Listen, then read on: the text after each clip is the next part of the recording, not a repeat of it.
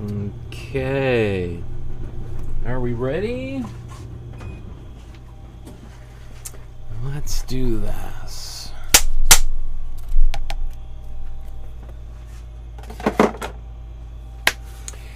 Good afternoon. Welcome to my studio. My name's Michael Markowsky, and today we are going to recreate another painting by another one of my all-time favorite artists. Today we're going to be looking at the art of Henry Ossawa Tanner, and the painting that we are going to attempt to recreate here is called The Thankful Poor from 1894. It's a about 20 by 30 inches or so. It's a fairly big painting. We'll see here in a moment some examples of how big it is. And it is really one of the most important paintings of his career, although probably not the most famous one. We'll take a look at a couple of his other ones. But this one resonated with me in particular, and I thought, in recognition of American Thanksgiving, which begins today, this painting is called The Thankful Poor, and Thanksgiving is, at least in part, about an expression of gratitude, and often people gathering together as family and sharing food together. That this painting seemed quite appropriate. So let's get into it. Before we go too much further, I want to let you know that there's an outline for today's painting that I did on my iPad Pro using the Procreate app. And you can download this outline by clicking on the Dropbox link in the description below. You'll see all of these files. There's, I don't know how many folders in here. Lots and lots of folders, but we go all the way down here. Number 95. And should it ever open, there is, well, eventually it's going to open here, and you're going to see 3 files in there. There is the original painting itself, and then 2 versions of the outline. One's a PDF and one's a JPEG. It looks like it's still thinking. So we'll just move on. The files are there. If you're looking at this, you will see it there at some point. Hopefully everything is going well here. I got some spinning beach balls. Let me know in the comments if you could still hear me and see me. Anyway, there's a Facebook page just for people like yourself to check out, because what I would encourage you to do is, after the episode airs and after you've finished your painting, is to upload your version of today's painting to the Facebook group. And once a month I go through all of the images that are on there, and I collect them and organize them and give people feedback on the artwork that they've made. And this is certainly one of the more popular things that we've been doing over the past year and 3/4 that we've been gathering together. So I encourage you, if you're interested, and you don't have to be uploading a painting that you're working on, like for instance The Thankful Poor today, but like Eleanor here, uploading something that they've been working on that speaks to them. All right, I think that's awesome. I noticed that's really cool. There's a bunch of new people here who've been posting things. That's awesome, Paula. I just wanted to acknowledge some of the new people here. So here's Judy. Judy just posted this here. That's awesome. Remember when you were working on this painting at the very, very beginning of the course? Look at these. Great job, Judy. I thought I saw another person in here. There's a lot of new this thing gets full. There's a lot of stuff going on. Anyway, I know there is another new person in there who's posted a few pictures, so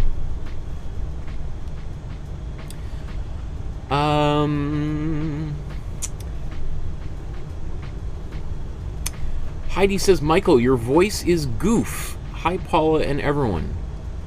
Do you mean good? Hopefully. Okay, so let's get the painting started. I want to get some paint on here. I'll show you how to transfer this image, and then we're going to come back and we'll take a look at how the history behind the biography of this great artist. Okay, so let's jump to this here. I'm going to play this recording showing the transfer process. So you can just print out that outline onto a regular 8.5 by 11 piece of paper, using your inkjet printer, laserjet printer, and you're going to see here, I'm going to transfer it onto a 9 by 12 sized canvas panel, canvas board, right? You can get them at the dollar store.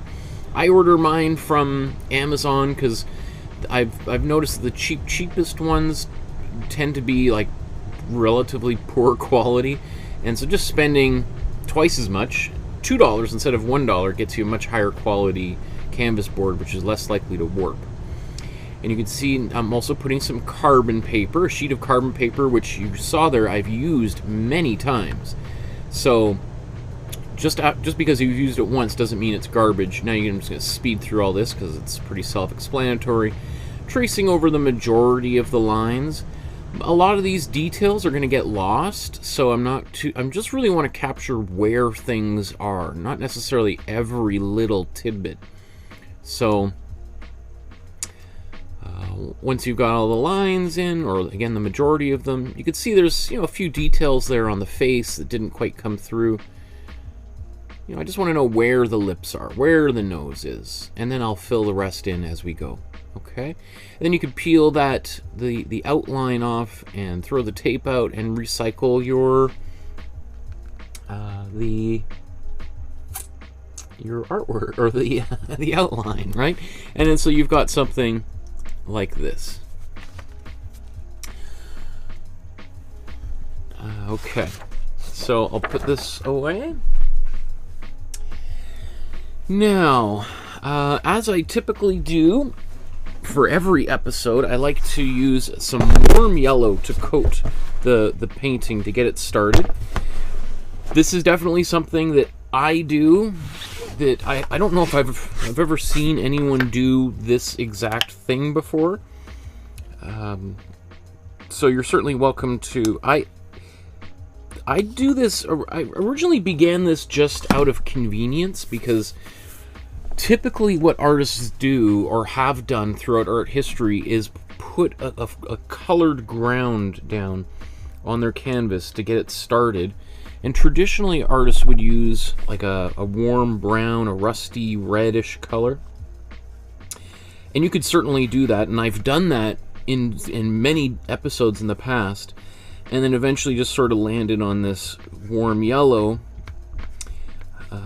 because I don't have to do any mixing at the beginning of an episode, and really this is going to be almost invisible, or well, it'll be visible, but it won't be directly observable. Like, it's going to affect the colors, this warm yellow, and it gives it a bit of a just a slight warmer kind of glow towards the very end of the painting. And there are times where I don't do this. I just did that one of the most recent episodes just the other day. But this has sort of become kind of my trademark, and I've started doing this in my own personal artwork as well, because it seems to work. If we can paint every major painting, all the most famous paintings in human history, with this same warm yellow as an approach, it's sort of like, well, you know what, I guess it kind of works. If it can work for all the great masters' paintings, I guess it should be able to work for my own personal painting. But again, I know most people, especially people who are new to the channel, probably like, what is going on?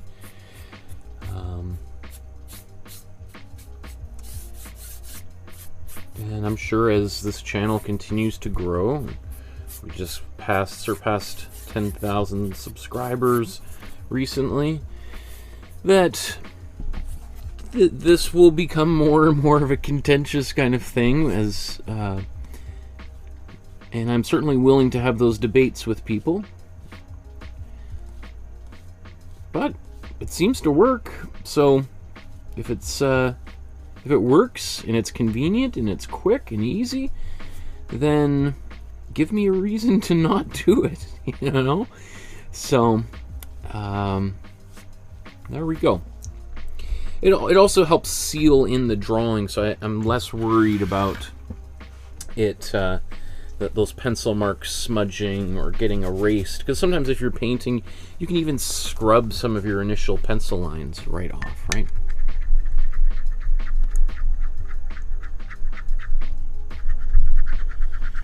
Interesting. I wonder, I'm getting a few notifications from YouTube saying that there's some issues, so the chat disconnecting and connecting, and I wonder if that's due to the wild weather we've had here on the West Coast. You may have heard about all of the flooding that we've had. We've been fine, but I know that there are people in the area who have been evacuated from their homes for over a week now, so I wish all of those people a speedy recovery from this tragic situation that they're dealing with. I cannot even begin to imagine how difficult that would be. That would be my nightmare. Okay. So just getting my palette ready here. That's one of the reasons the show started just a few minutes late, because just as I was about to go to introduce myself, I realized, oh, my palette is still sitting in the sink with paint from on Tuesday in here, so it's not completely clean the way I want. So I'll try and, it's one of those things that if your palette is a little bit dirty, sometimes these little bits of leftover paint can flake off and get into the paint. So is that an omen of things to come? We will see a couple of hours from now how things have turned out. So let's take a look at the art of this great artist and a little bit about his biography. Again, if you can just send me a quick happy face or emoji in the chat there, let me know that things are still alive, because I see all these warning messages here. Anyway, I'm just going to keep on going here. So, Henry Ossawa Tanner was born in Pittsburgh, and what was I was going to jump to his time in Philadelphia, but let me get there. So, because Pittsburgh and Philadelphia are rival cities in the state of Pennsylvania. Anyway, okay, thank you, Heidi. I see your emoji. Appreciate it. So anyway, sorry. He was born in 1859 and died in 1937. So, which is interesting because that period of time through which he lived was a time of great revolution in the art world. And so he sort of comes to age just as Impressionism is sort of taking over the art world, and during the midpoint of his career, Impressionism also is rejected in favor of like more modern forms of painting, like Cubism and various different types of abstraction. So what is really notable about Tanner is that I described him on the Facebook group there as sort of being like the Jackie Robinson of painting. Jackie Robinson being the famous baseball player who broke the color barrier. Here we have Tanner is also, a person who sets a number of notable firsts for African American artists. Primarily, the kind of the major one being that he's really the first African American artist to break through on the international stage and be acknowledged not only in the United States, but specifically in Europe, and is really the first African American artist to exhibit as part of the Salon. And we'll talk about the Salon here in a moment, but that's a huge achievement just for, there was a lot of Canadian male white artists that weren't embraced and French white artists and so on and so forth, who didn't receive that honor. So for him to kind of make that breakthrough is especially notable. Let me just kind of quickly talk about his biography. His mother was an escaped slave, or she had been a slave, and she made her way up to Pittsburgh through the Underground Railroad, where she met his father. And his father was a bishop in the African Methodist Episcopal Church. And his father was also like a civil rights political activist who was also friends with Frederick Douglass, the noted statesman. And so you can imagine him growing up in a house that is very active.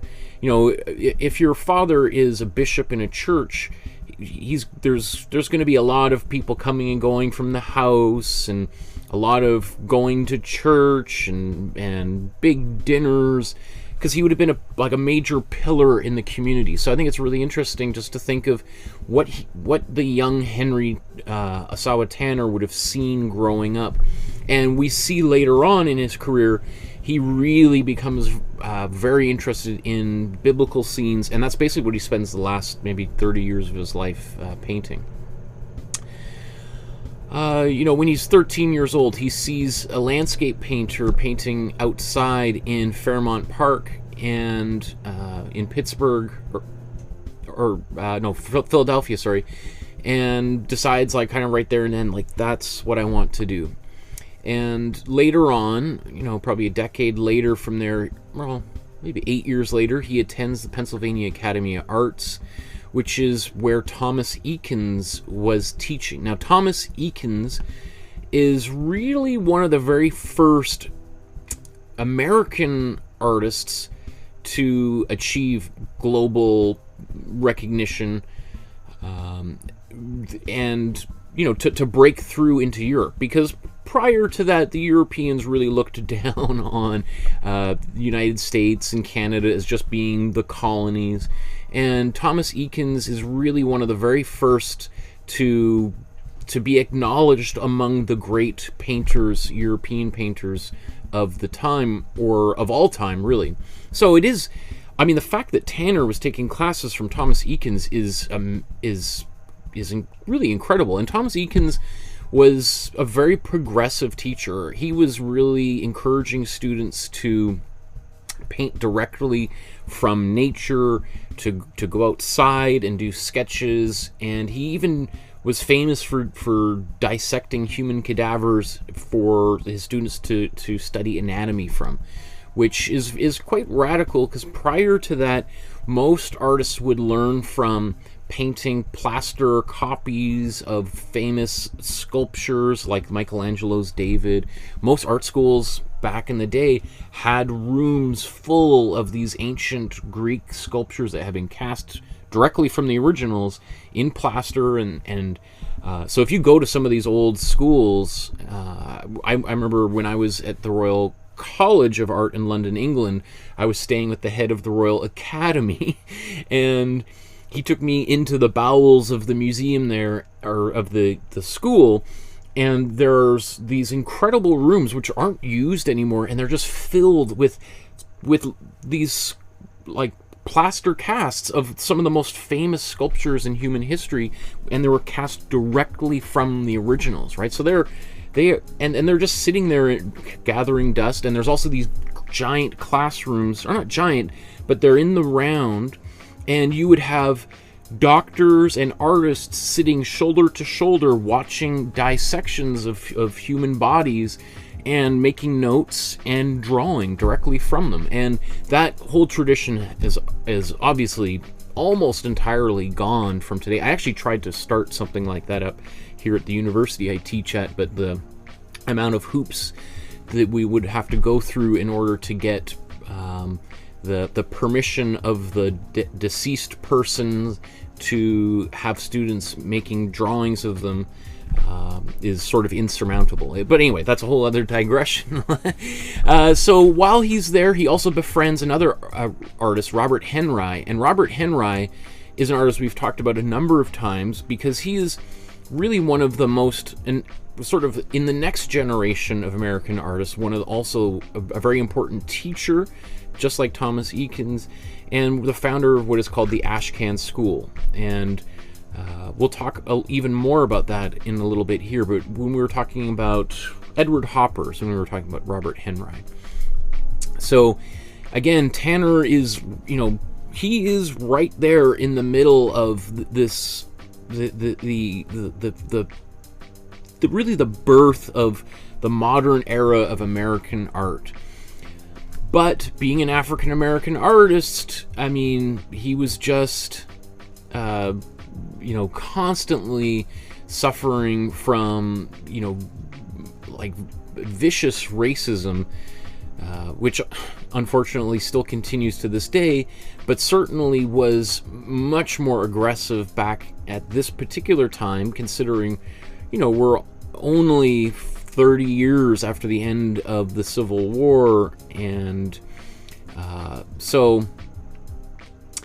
you know, I just, this quote here I think is worth just taking a moment to think about here. He writes in his autobiography, "I was extremely timid, and to be made to feel that I was not wanted, although in a place where I had every right to be, even months afterward, caused me sometimes weeks of pain. Every time any one of these disagreeable incidents came into my mind, my heart sank, and I was anew tortured by the thought of what I had endured, almost as much as the incident itself."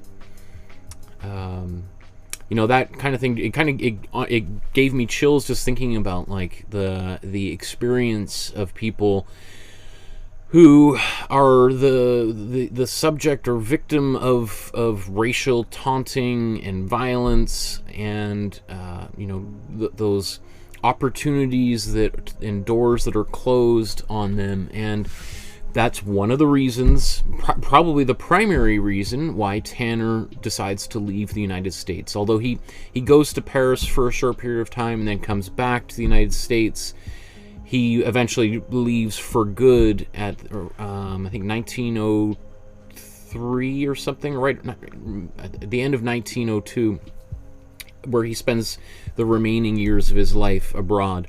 And in France at the time, although there was still racism, and there still exists racism in France, it certainly was, he certainly found a lot more acceptance, and he was about to go about his normal life while he was there. And while he's there, he becomes essentially a star with all of the work that he makes.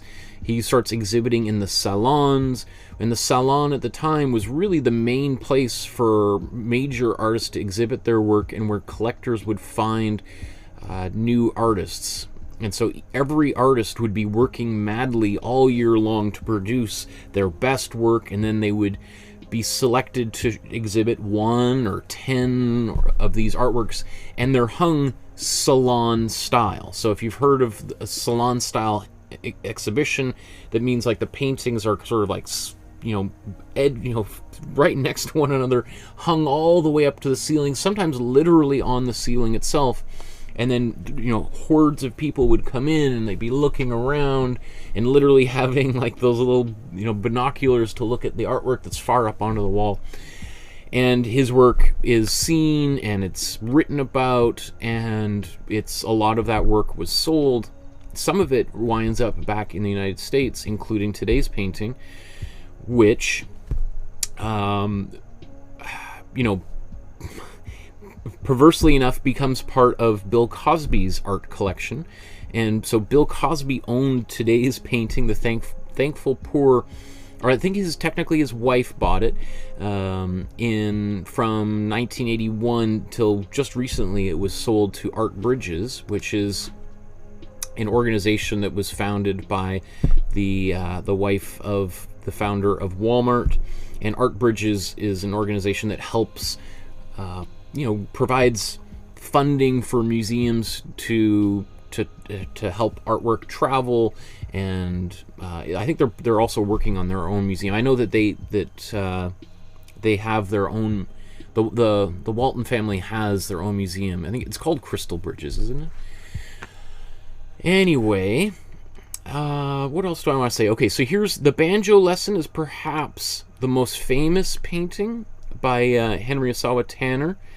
And we see here, you can kind of see the background of today's painting in here. Now, many people believe that these paintings of this particular era of Ossawa's career, or Henry Ossawa Tanner's career, were based on photographs that he took while he was living in Atlanta, Georgia. Because while he was down there, he tried to open up a photography studio, so obviously he had a camera, and he was taking photographs of some local people, but that business failed. He was trying to save up money to go to Europe, of which he eventually obviously did. But this is probably the most famous painting that he did. Let me see. I just want to take another look at a few other ones. This, I think, is also one of the most incredible paintings I've ever seen. I didn't even know about this until putting together the episode and doing research.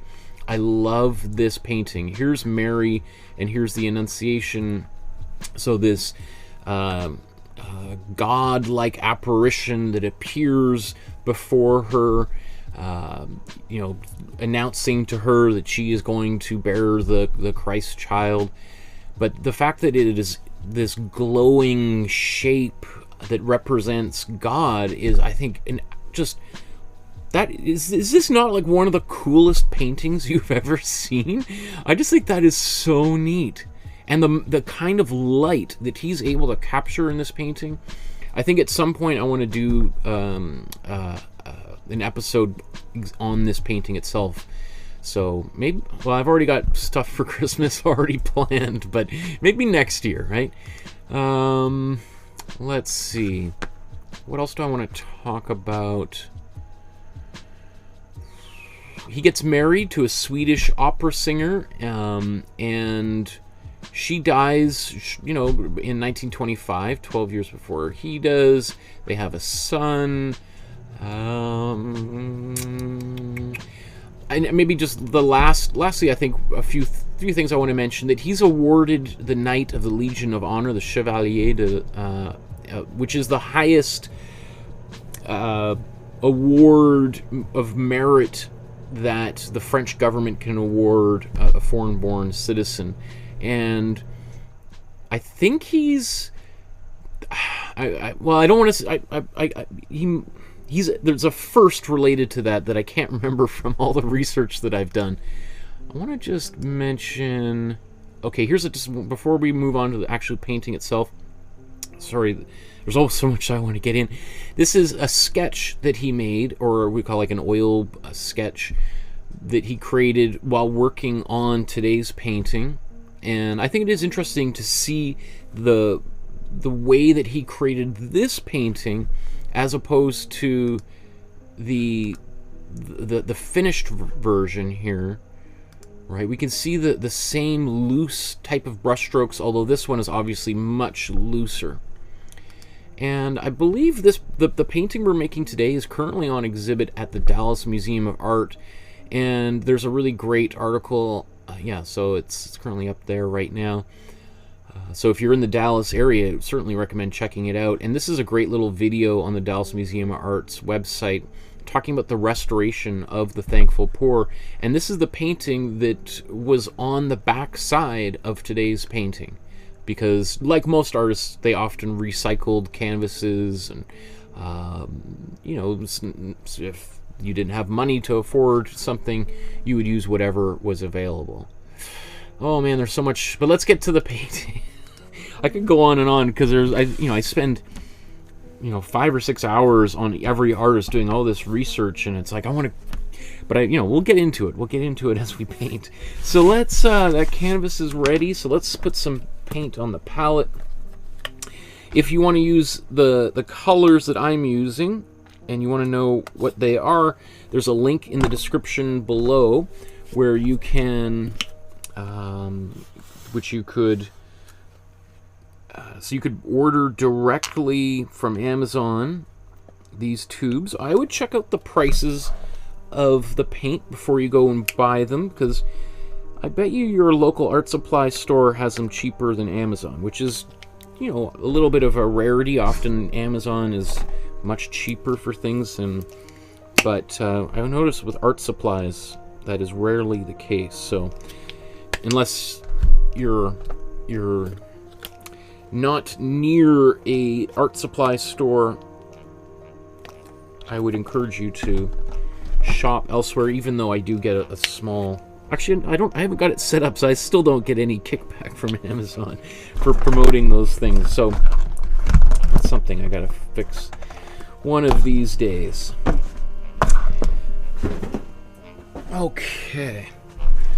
And we'll put some white on here. I also show how you can use... You don't have to use this brand of Amsterdam paint. You can use any brand of paint. Any brand of paint will make these 6 colors as well as black and white. And I made a video a year and a half ago called Art Supply Buyer's Guide that shows most of the major brands of paint and which colors I would buy if I was you, if you don't want to switch brands or you've already got a few colors. Okay, so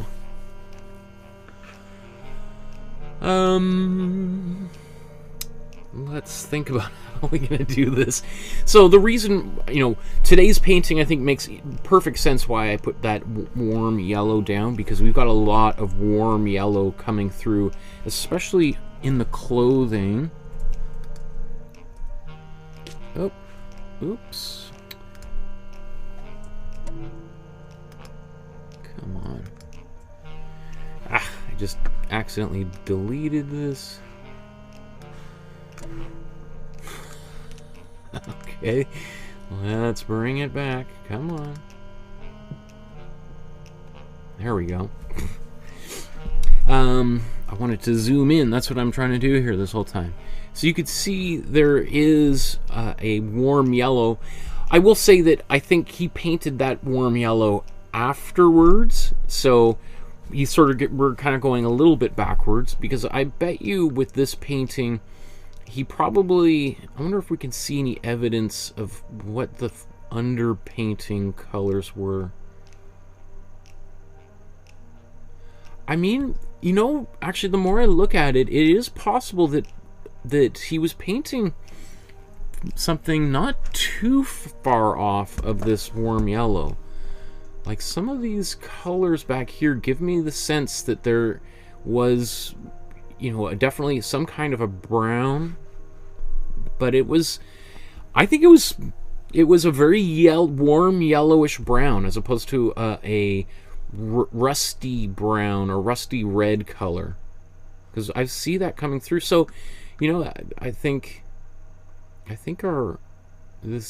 once again, this technique seems to work really well. Okay, so let's see. The way that I want to approach this is...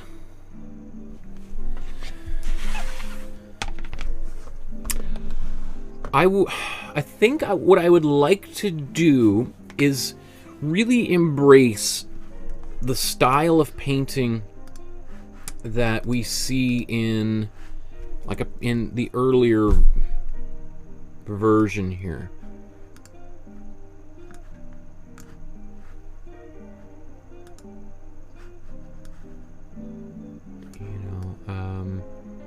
You could see just how like almost aggressive the brushwork is. And so I think I want to try to capture a little bit of that in this painting. So, which, if I was painting this painting on my own, without a camera and without under the guise of teaching people how to do this, my instinct would be to start with white and to paint the background in, and then to work on to the foreground figures. The thing is, I think maybe we could do that. My only fear is that many people might find it a little bit tricky. I think often people find it easier if we do some of the darker shapes first and then come back. So today we might do kind of the opposite of what we normally do. Normally I work from the foreground, then to the... normally I start in the background, and then I go to the foreground, and then I finish the background, and then I finish the foreground. I think today I'm going to start, I'm going to go in the opposite direction, at least for some parts, the figures. I think I will start with the figures, and then we'll paint the background, and then we'll come back to the foreground. So I'm just going to do a little bit in the foreground to begin with, just so that I don't lose people or people don't get lost. So the first thing I want to do is to make myself a warm brown. So because I want to put that in the clothing, on the skin, in the back, and you know, just little areas all over the place here. So to do that, let's take a warm yellow and warm red. We mix this together and we're going to get a warm orange, right? So you can see I used maybe 70% yellow to 30% red, and then I'm going to take some warm blue and mix this in here. And let's just see what this color looks like. That's okay, but I think it needs to be much darker. But I like to put my paint off to the side here and then stir it in as needed. Let's get a little bit more red in here.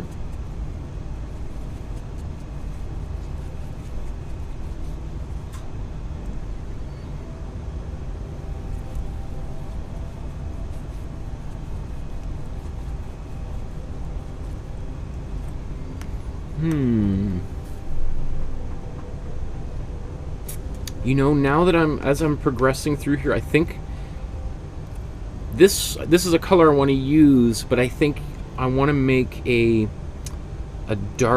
my darkest color first now as I'm going through here. So let's take some of this cool blue, take some more of it. And I'm going to mix the darkest color I have on my palette without using black. You know that I barely ever use black, and would I use black for this painting? I don't think we need it. We could, but I don't think we need it.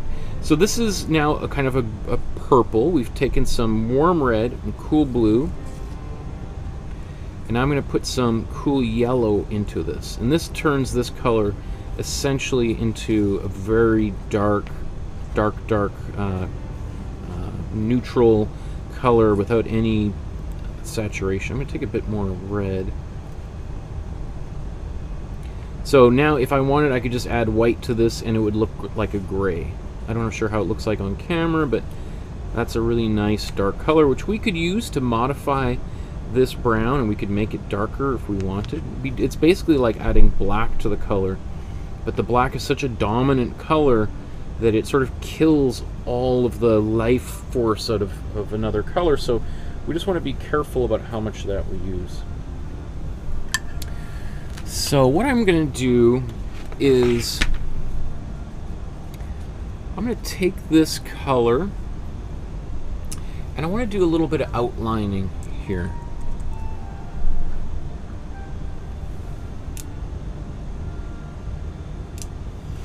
And then I think if we do this, we might feel a little bit more okay with getting more expressive with our brush strokes. So while this is going to kind of slow down the beginning part of today's episode, I think it will ultimately allow us to work a little bit faster eventually.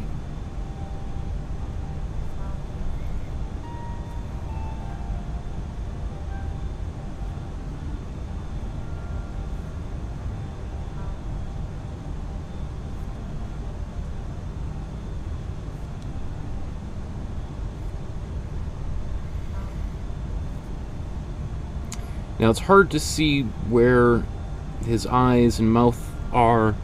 I sort of just put those in as placeholders because I do want to. I'm going to darken that area but I want to be able to give a little bit of some facial features, even though it's dark, because I just don't want it to be a big, you know, empty shape there.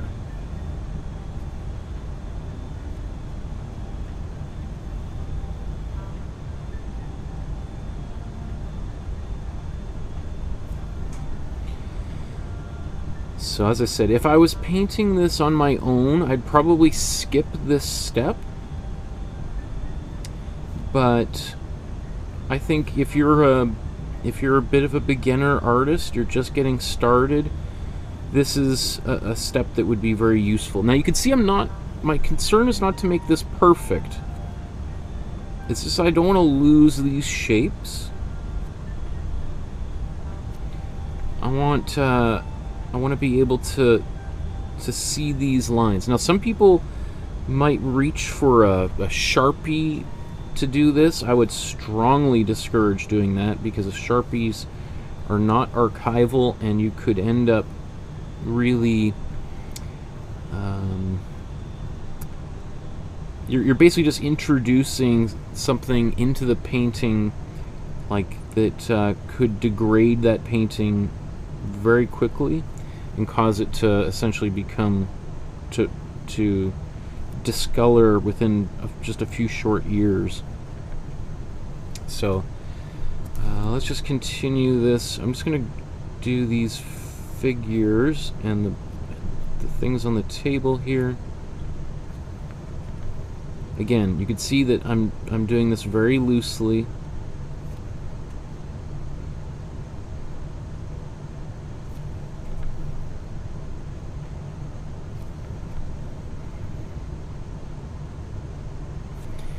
Do I think he did this? No, not at all. I don't think he did this at all. But again, this should help anyone who's just sort of at the beginning of their art journey. And hey, you know what? Maybe some of us who are a little bit more experienced might find this kind of technique to also help a little bit. Oops, here we are. Sorry.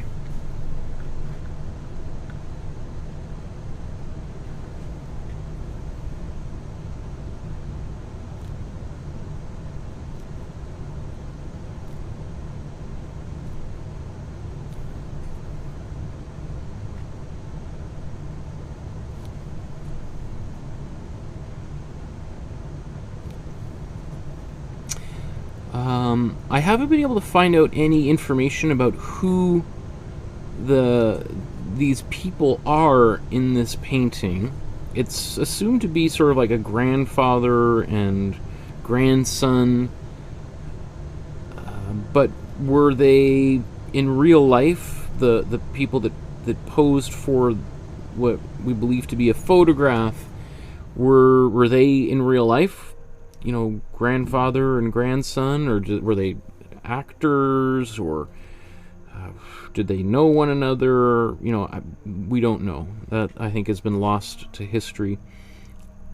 I also am very curious to know if there's somewhere in some archive, if the original photos exist somewhere. I don't know.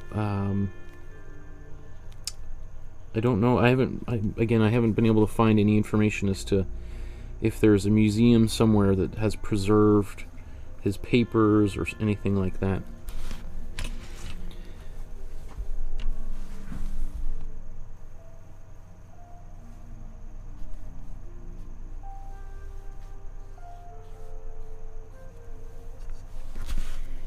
Alright, so especially as I get, you know, some of these things here, I can be pretty loose.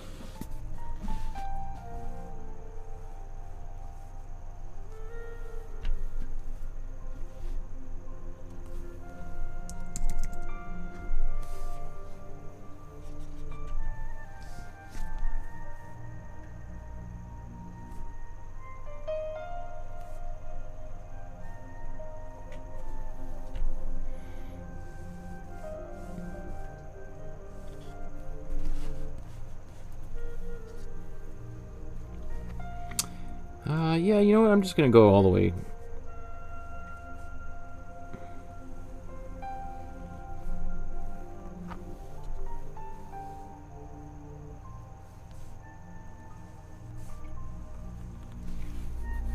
That's all that I'll do for that chair, because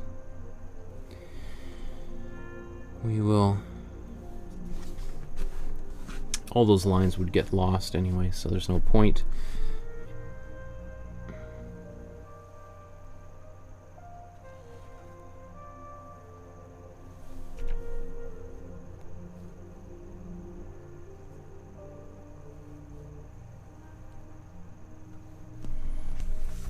Okay, so let's just zoom out and just see. Cool. Okay, so now that this is going to give me a lot more freedom for the next step. I won't have to worry so much about being being perfect, and so I might actually, now that I've done this, I think I'll go back to painting the way I normally do. I'll paint the background, then I'll move to the foreground and background, etc. So that brown, we're still going to use it. In fact, I'll probably be mixing it into... So remember, prior to making my dark color, I made this warm brown, and I'm going to use that warm brown. I'll mix it into my yellow or my white as I get going here. So... and you know what, it is really interesting. If we look at this painting again, the more I look at it, how complex all of the colors are. You know, it looks maybe like there's just a bunch of browns in here, but look, there's tons of reds and blues, purples, yellows, greens. Right, in the hair, there's all this purple in here. So... let's start up here. Let's mix. Okay.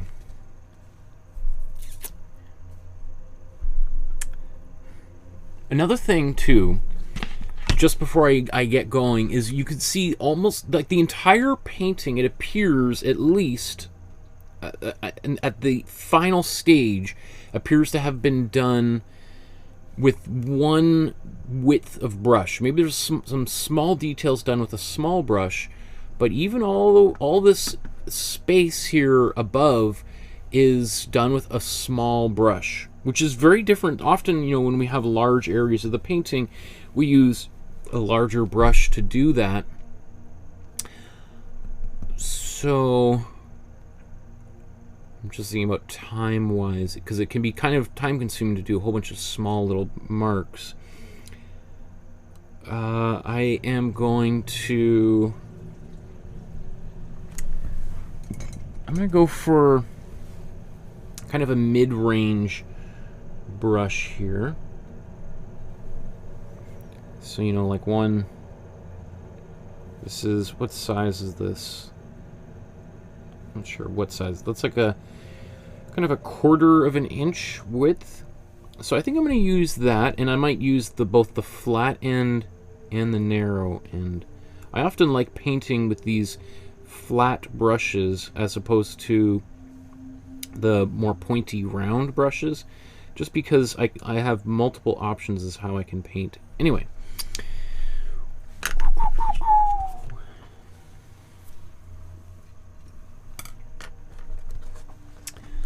Let's take some of this white.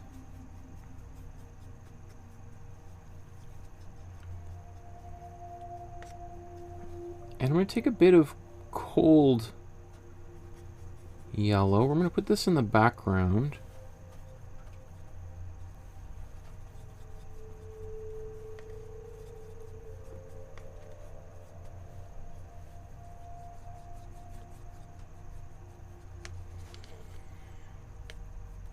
And I'm actually going to take just a little bit of my dark color, and this is going to turn this blue into a bit more of a gray. Just a tiny little bit. It just takes some of the edge of the intensity of that really cool blue. Okay. So let's do this. Let's dive right on in here, folks. Okay. So, where should we begin? We could see all of these, there's a lot of brush strokes going in different directions.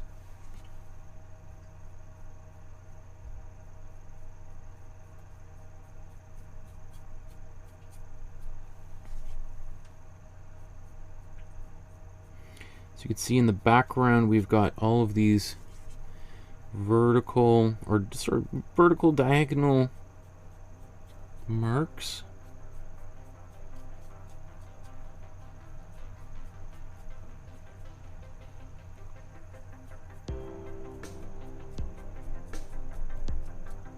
Man, that is kind of electric seeing that.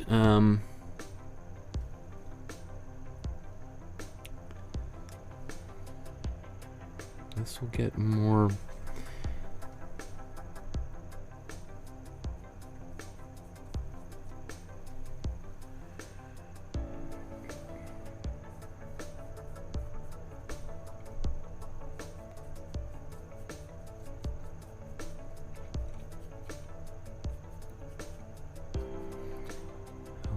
Okay.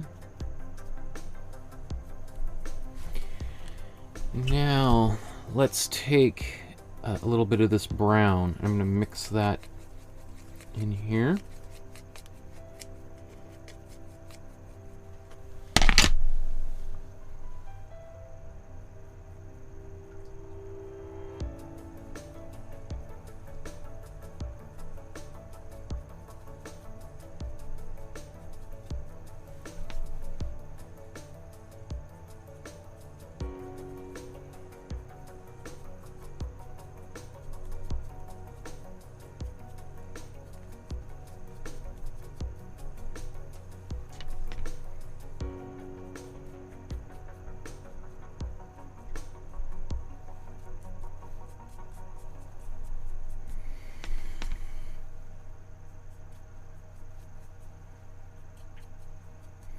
You can see I kind of like I'm jumping all over the canvas here while I'm doing this.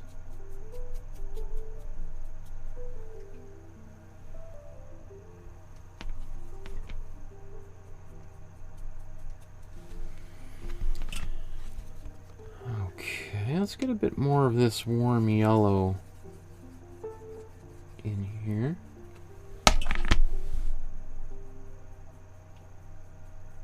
It's got a bit of a greenish quality, but that's okay.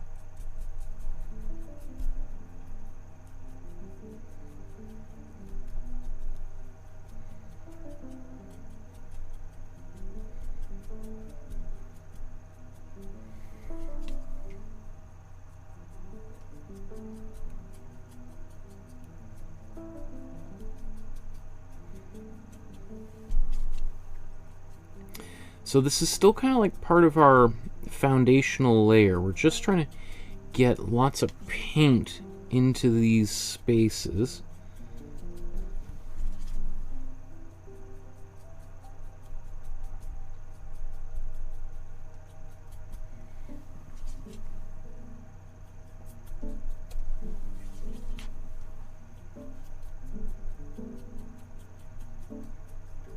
My goal is not to completely cover this yellow, it's just to kind of modify it or complicate it in some way.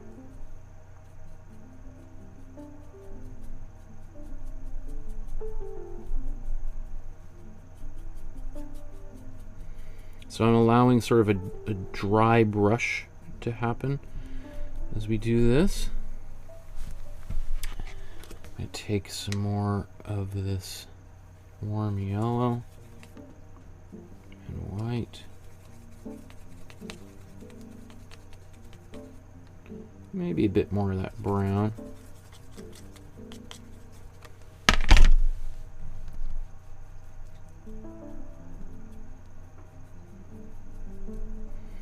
Kind of the point is to have a bunch of colors in here that are very subtle and kind of, you know, honestly kind of confuse the viewer. So the viewer's like, how is that done? What's going on in here?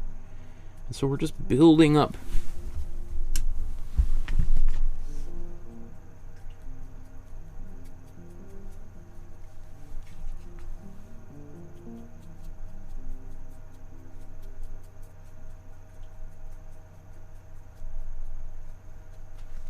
just gotta turn this light down a bit.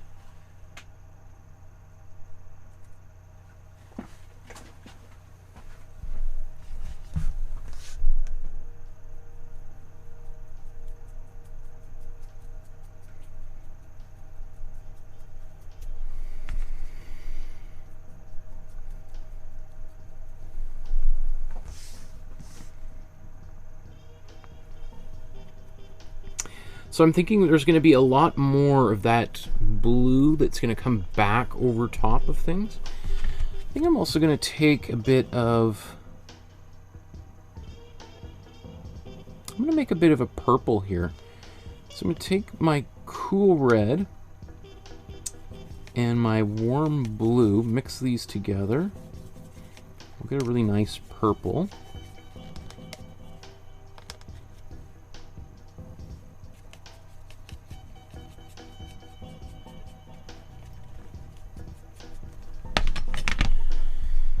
And I'm just going to take this purple and start kind of going maybe a bit into some of these shadows.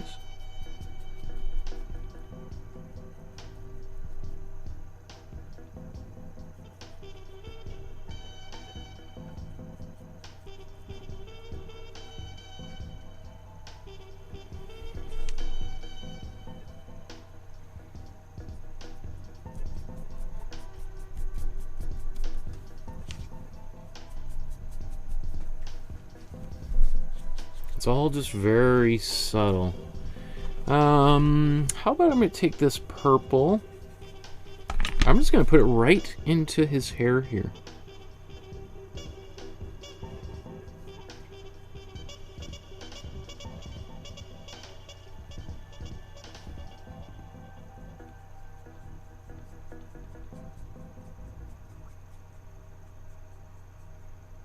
Put it on his hair too. And I don't know what color he put down here, so I'm just going to put this purple down here because it's just going to give this darker area a little bit of extra life. Why not anywhere else?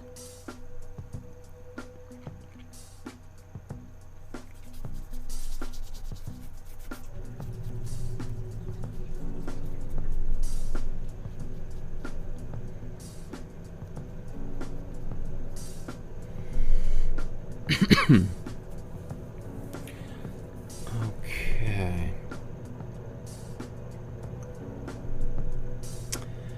Let's see. I'm going to continue. I like having this brush starting to get kind of a little bit dirty. Let's take a bit more of our darker color. You can see it's starting to go kind of gray. I'm just going to take a bit of this blue, mix it in here. I got a bit of a kind of a teal quality here.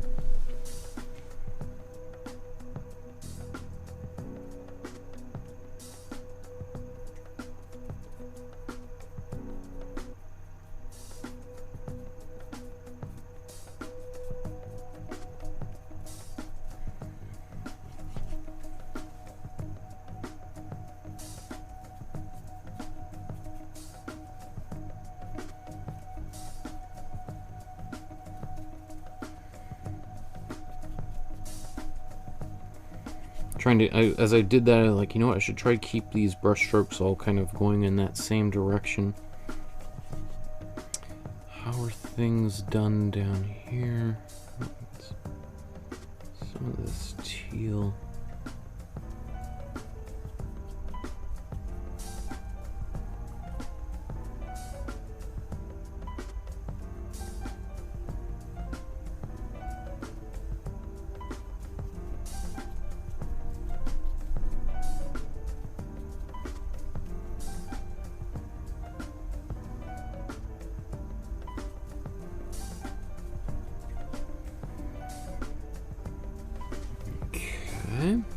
Even down here, I want to get more color. Like, even though it's going to get darker and darker, I want it to be just radiating with color. So I think I'm going to go back to my purple, and I'm going to put purple back down into this shadowy area here.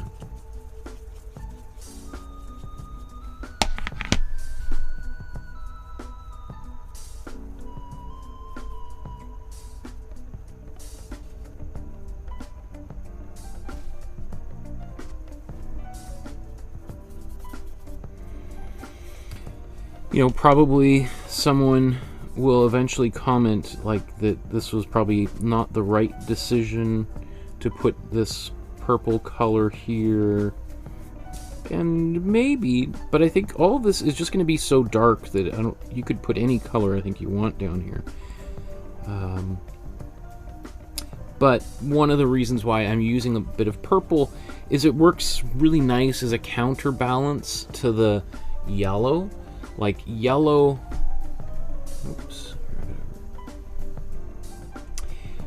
yellow and purple are opposite from one another on the color wheel, right? So, here, I'll just, right, if we have purple down here, yellow up here, often it's really nice to use the opposite color in the shadow. So if we have a bunch of yellow in the highlights, using purple in the shadows creates a really dynamic, vibrating set of kind of opposites. And that's something that the Impressionists are kind of mostly responsible for. Well, I wouldn't say that they used a bunch of times. I don't know if they weren't really the originators of that, but.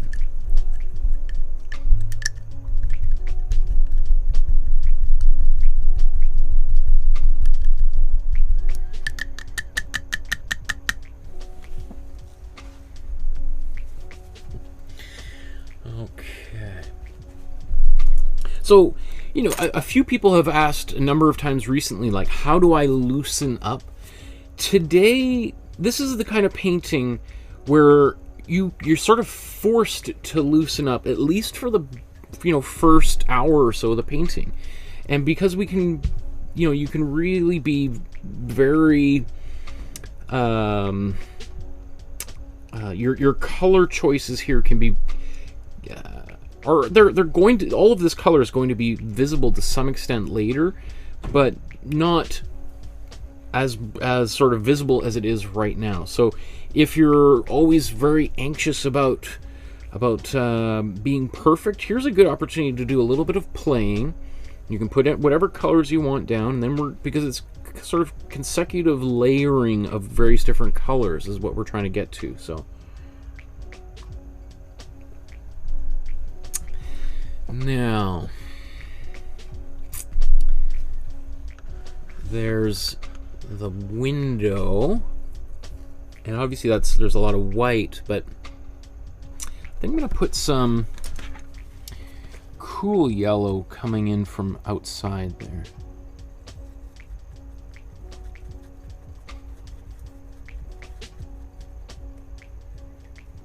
So it's gonna give it an even brighter kind of quality.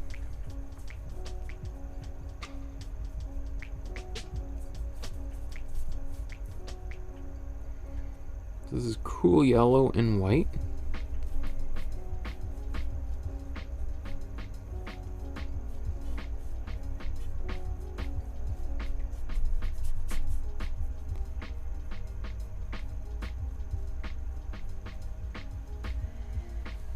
But why is this, what's going on up here? Why is that dark and this is bright? Not sure what is happening there. There's something odd there. It doesn't quite compute in my mind. Maybe while I've got this cool yellow, let's get a bit more white.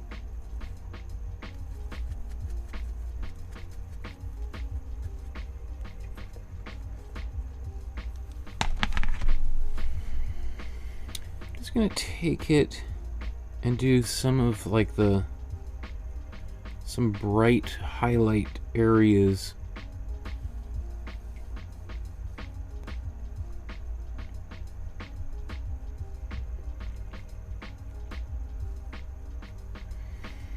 Right, so right now it kind of looks like just white or something.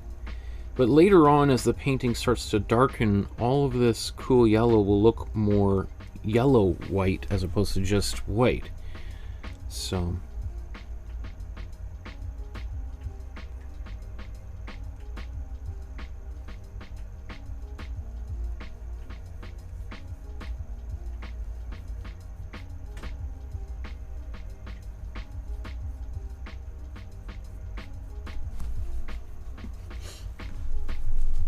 okay.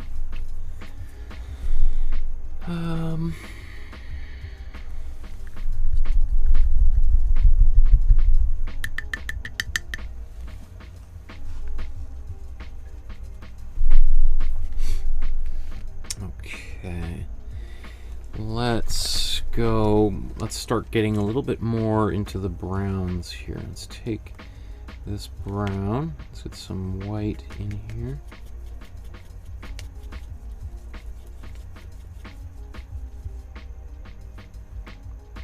I want it to be much darker, almost a grayish brown.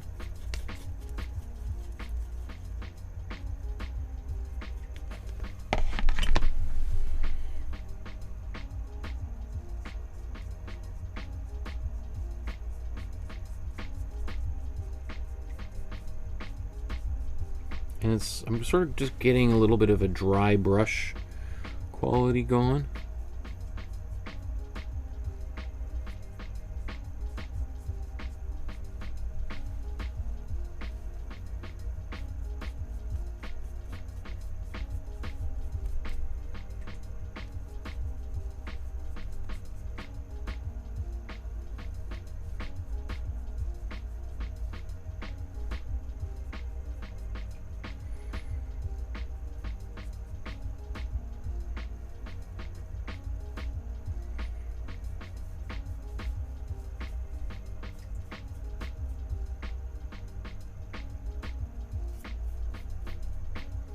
So this is kind of like a grayish brown, so it's lost a little bit of its intensity.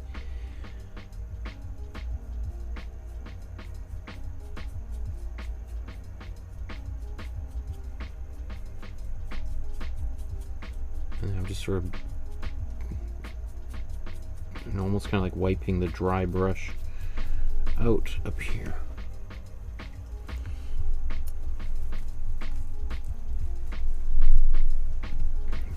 Okay. Now let's just go right to this brown on its own.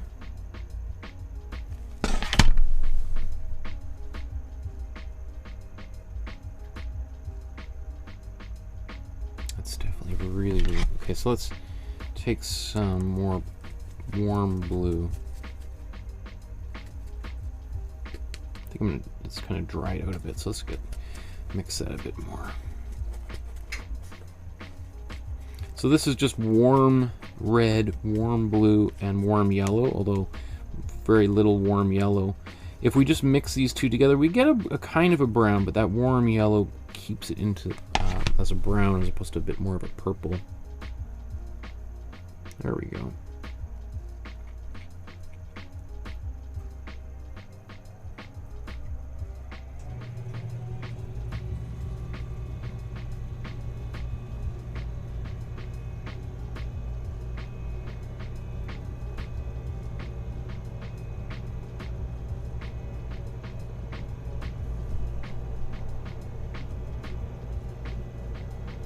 These are pants down here, but we'll change that color. These table legs, or chair legs, I'll just put a table leg there.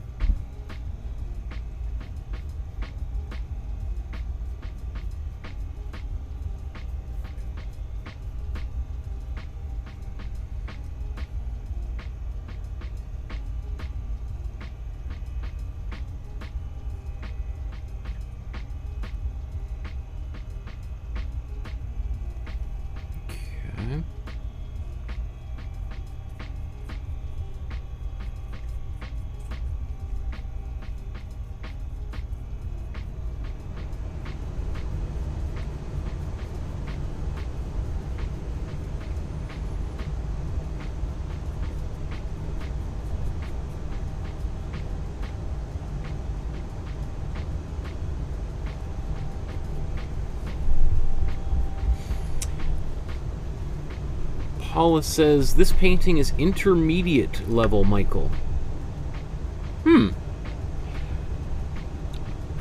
Maybe you feel that way. I personally think this is simpler than many of the paintings we've done, but maybe that's just my experience of things. But because I guess it's just however complicated you want to make it. I don't know. I'm surprised to hear that. I would have. My instinct is to say exactly the opposite of that, Paula. So I'm interested. That's surprising to hear you say that this is, because I've never heard you say that before. I've never heard you say, so.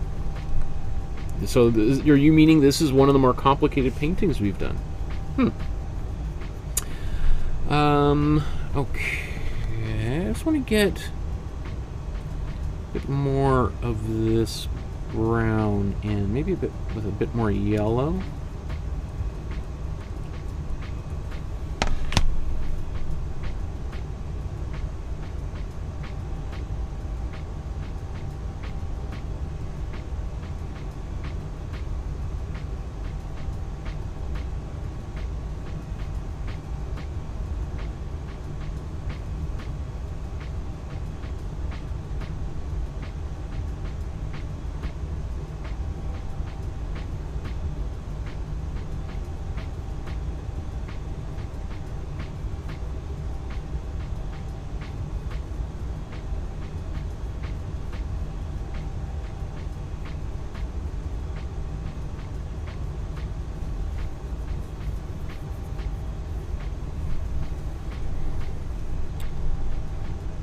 Okay, and then now I'm going to start painting the figures. The same brown, just warm red, warm yellow, and warm blue.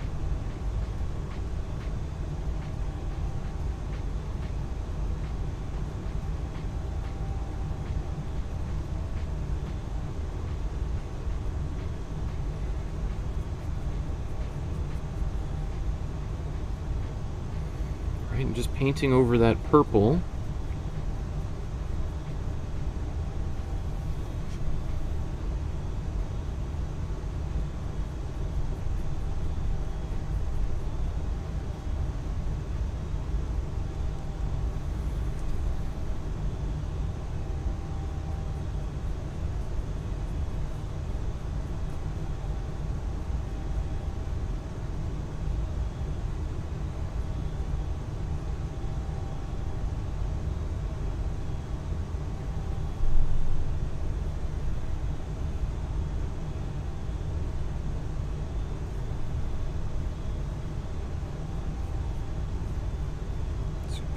Chair brown.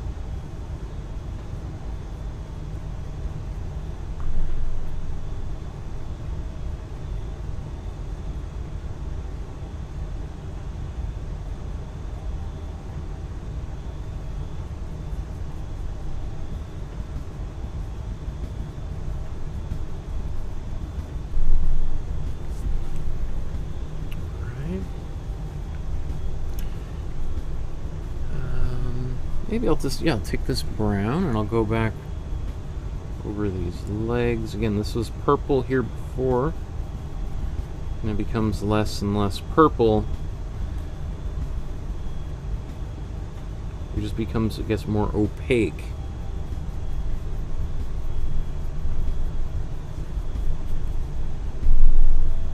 Maybe we'll do, I'm gonna take my brown, my dark color,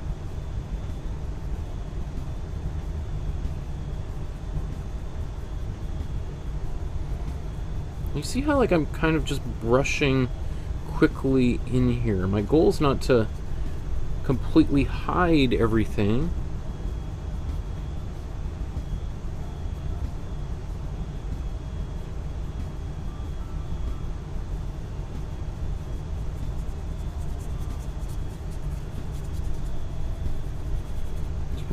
Rub it in a bit.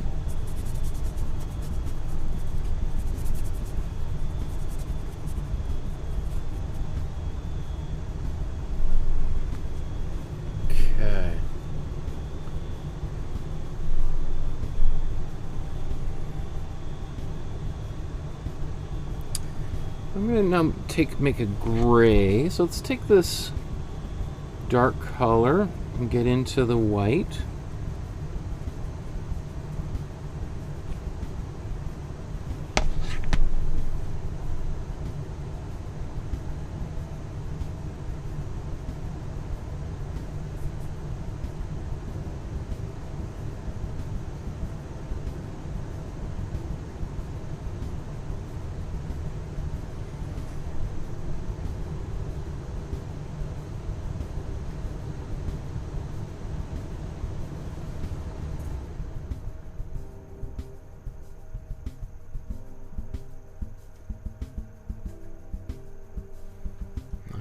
Hair there.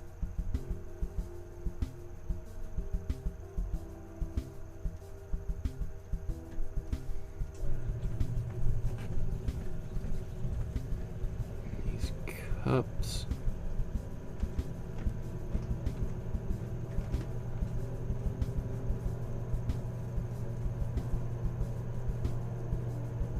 And bowls and stuff.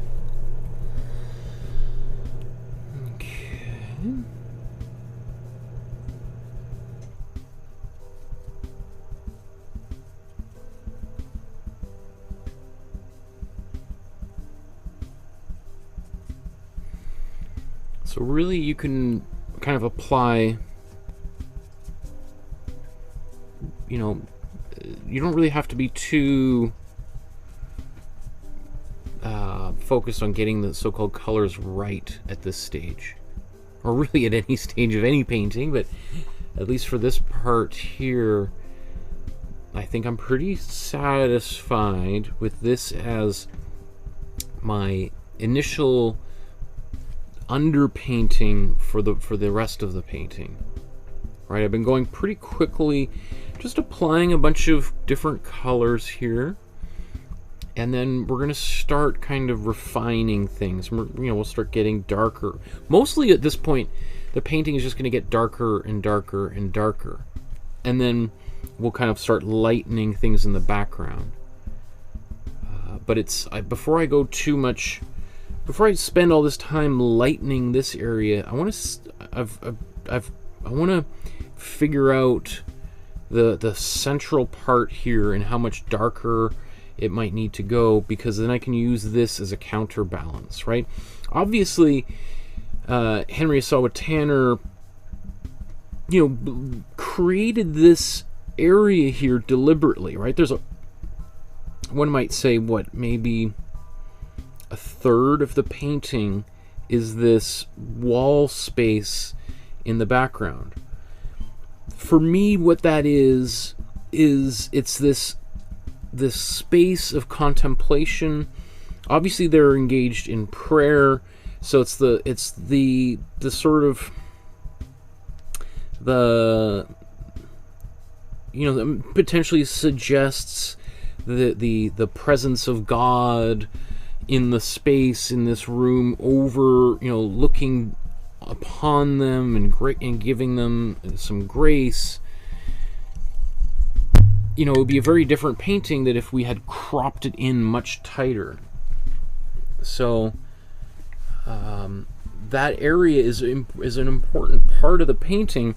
So I don't want to, and I can't solve it now until I've solved a little bit more of the painting here. Okay. Interesting. Where should we go next? I suppose we could just start really working on the figures. It would make the most sense. So let's dial down into the Father here, and I guess the one thing I'm thinking about is how much glazing do I really want to do here? Or can I do this all with brushing? There's some cool browns in here.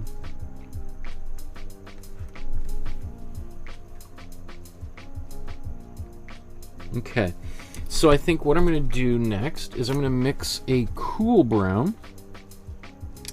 So let's take our cool blue, cool red,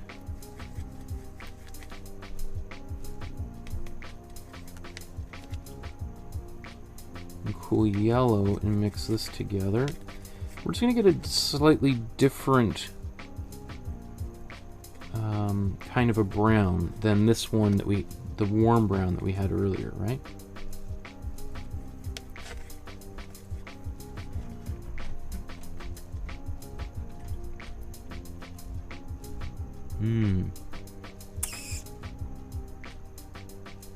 I like this. It's definitely more purple, but this color is in a lot of the shadows, so I'm going to make a slightly different version of it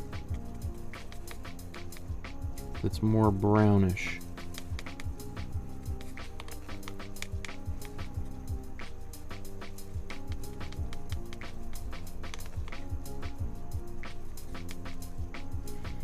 Because this one's now got a bit more of a magenta, cooler quality to it. I think it will layer nicely over top of the color we just mixed, or that we've been using for like the skin tones, etc. So I think, so this would be the point in the painting where if you were you want to switch to oil paints, I think that would be totally fine to do that, because we're gonna this would be like your underpainting has been accomplished. Oops, let's go this way.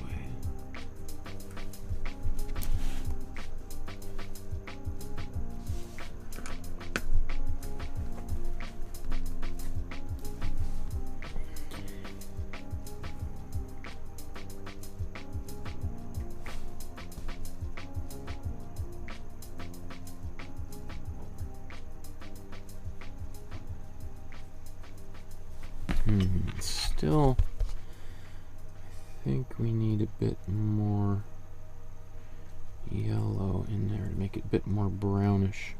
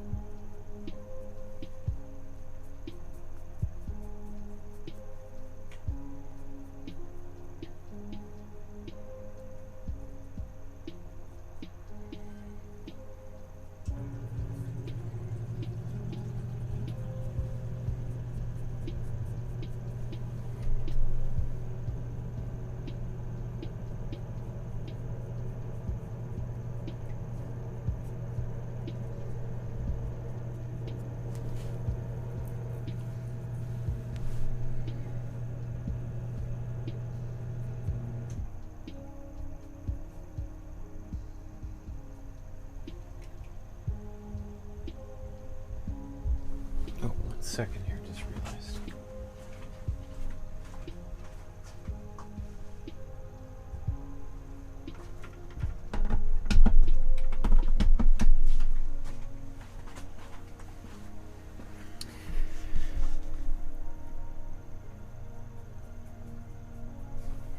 So to get the effect that he's got here, it's just gonna take a little bit of time layering a bunch of different colors.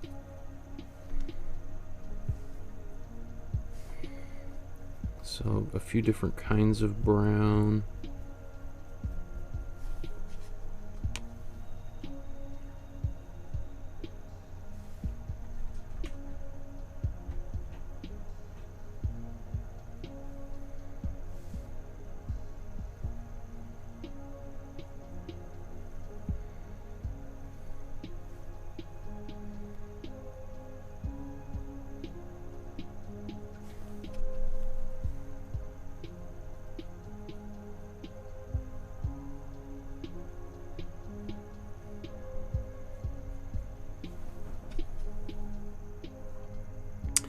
Man, all these folds in here.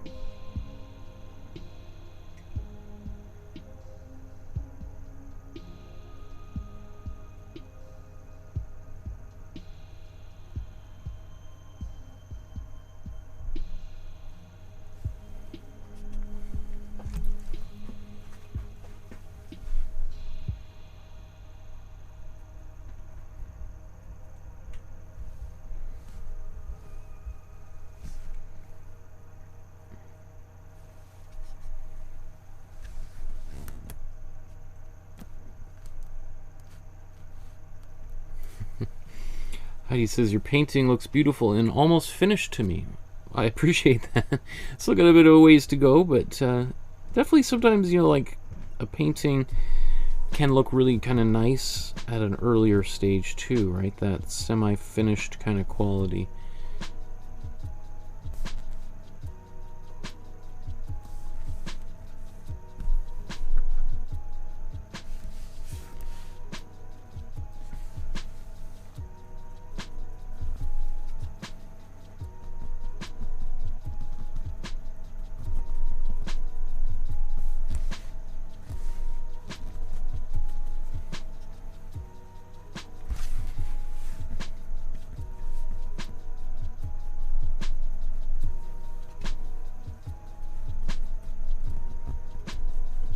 Right, so just these sort of smudges of paint here.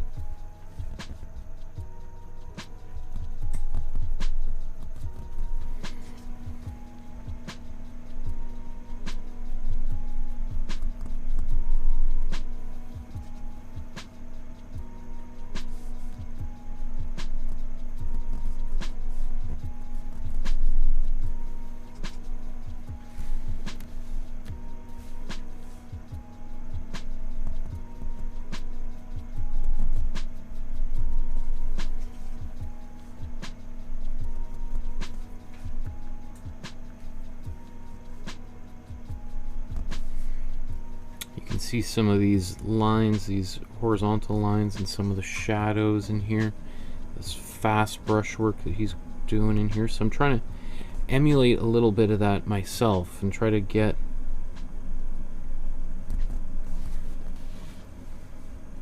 a sense of the immediacy of these essentially kind of like impressionist marks.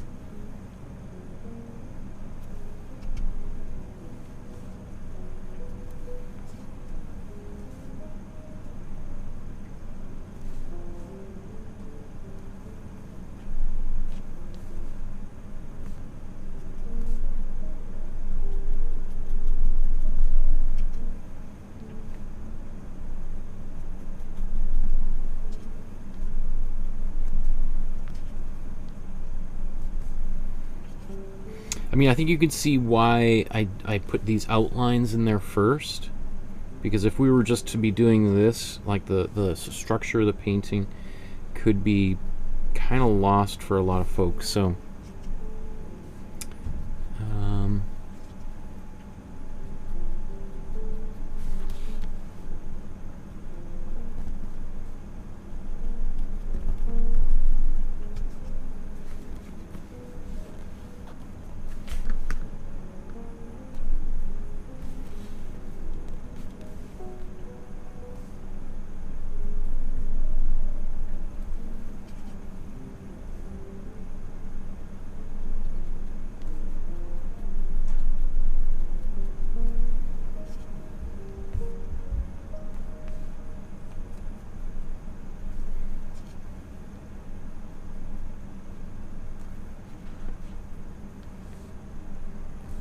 here, the light is coming straight across and sort of blocking, you know, the table sort of blocking that the light, so it's much darker down here.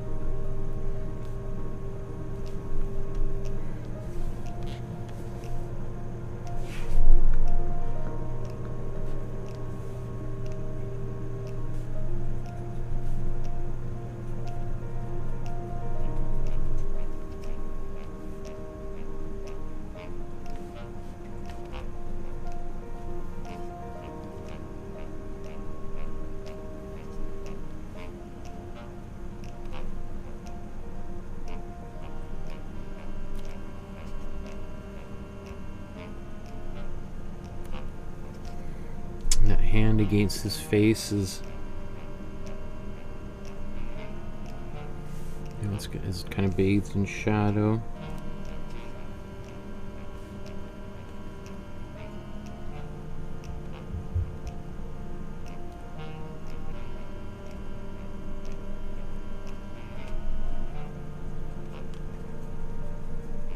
Just the layering of these colors starts to get darker and darker, more and more opaque, and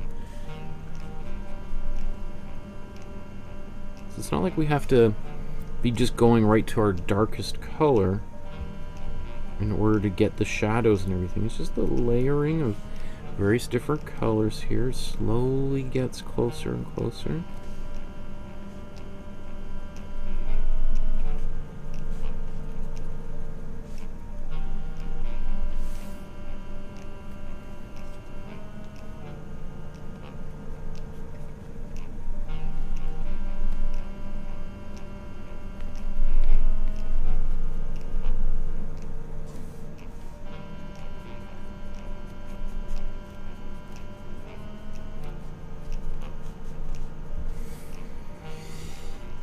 Okay.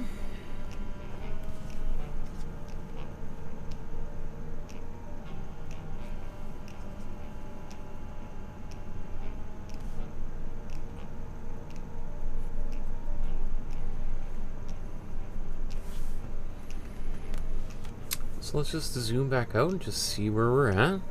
Let's take a little check in.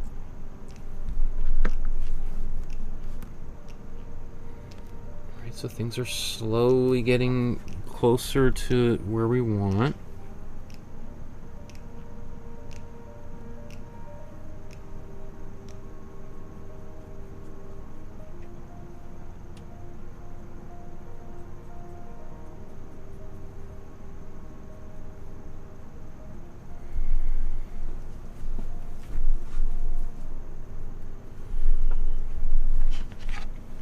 Take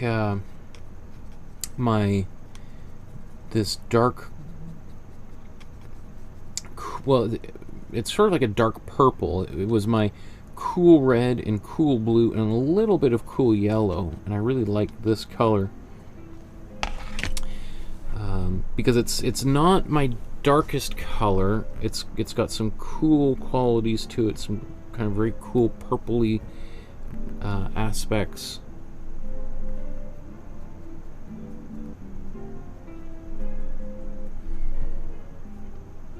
So I'm just gonna put this dabs of it in and around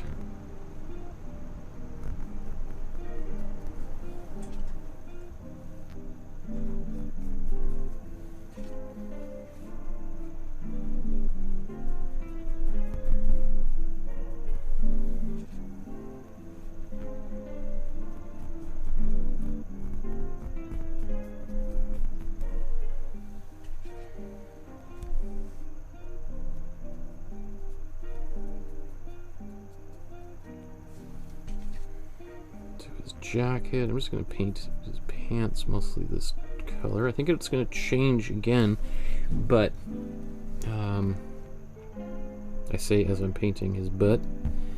Oops, that makes his butt look pretty big. Is that how big? Oh, I guess that's not bad. I don't know what I was just talking about.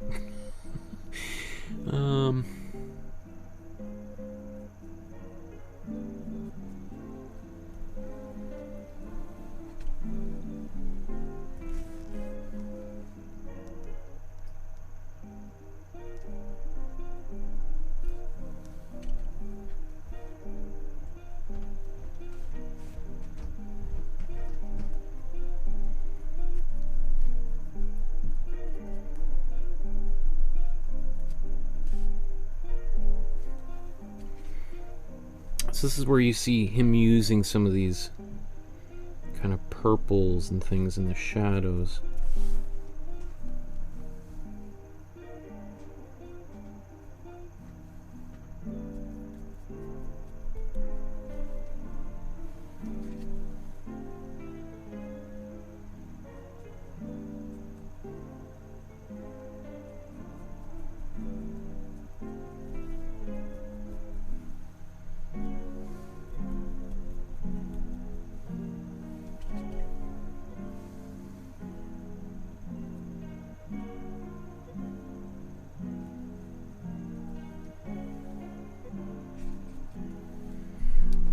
Okay.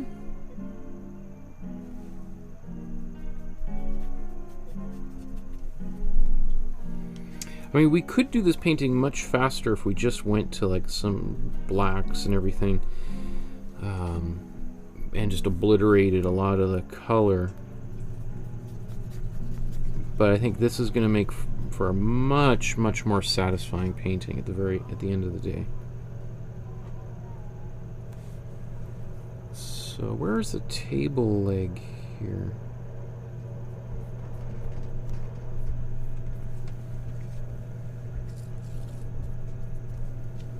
Just defining where a table leg maybe should have been. Just gonna really darken that under the chair leg.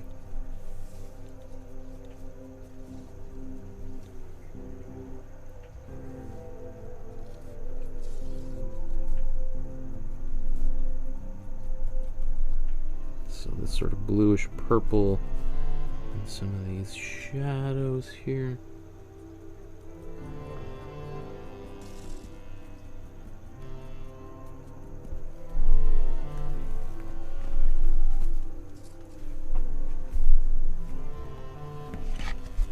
Okay. I think I want to kind of turn this into a bit of a gray. But I want to take some of my dark color in here. There's quite a lot of weight I put in.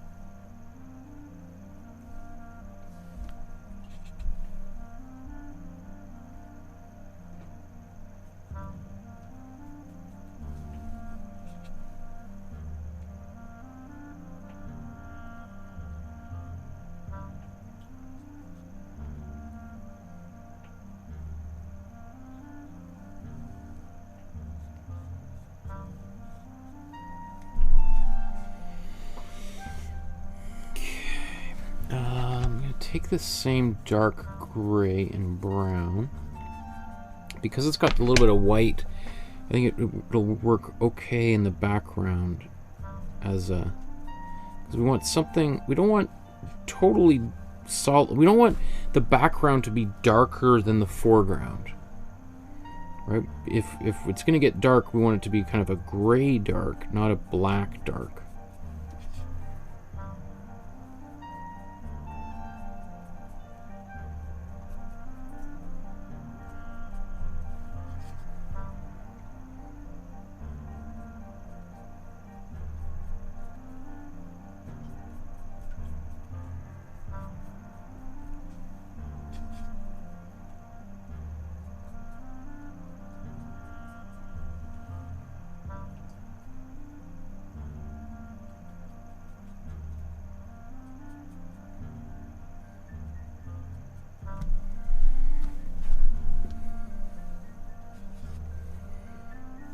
It's almost too much color, but that's okay. We can mute everything.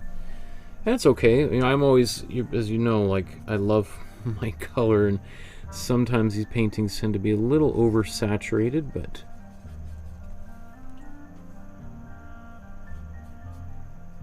so here's just some cool blue coming back in here.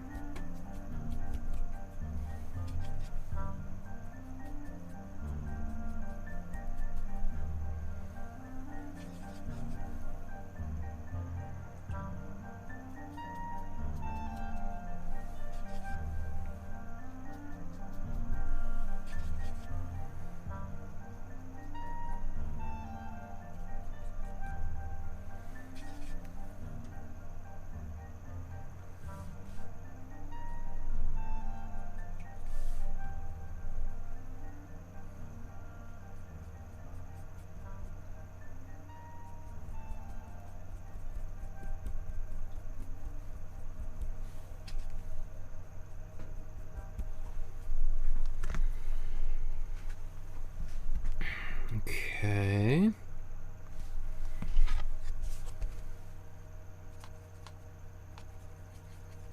I'm going to just go back. I'm going to take my dark color again and mix it in with my brown.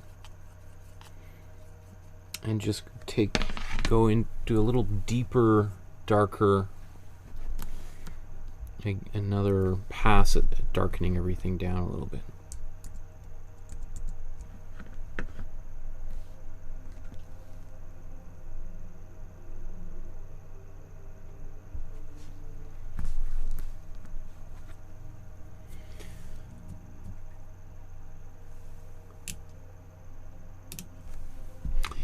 Interesting.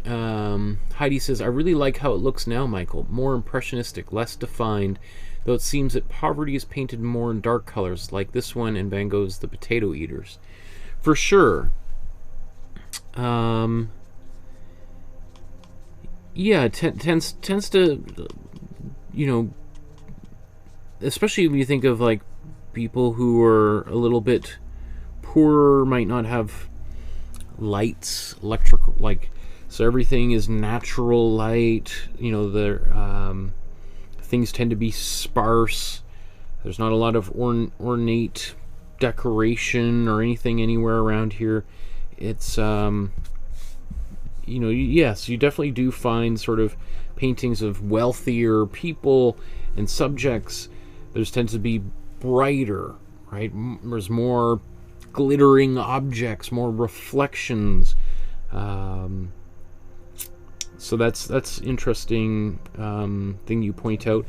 I will say that, you know, again, one of his friends, Robert Henry, was the founder of the Ashcan School, which becomes, you know, a very, you know, really the first major art movement in American history. And the Ashcan School, one of its features is this really, in fact, let's just take a second to just look at this here, since I'm talking about it.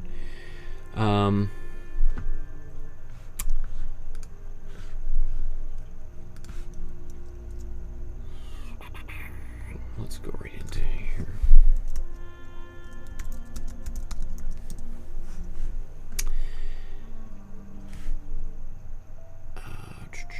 Let's see, there's some paintings, Ashcan School paintings. You know, like here's Robert Henry right here, and this is typical of the Ashcan School, like these very brownish.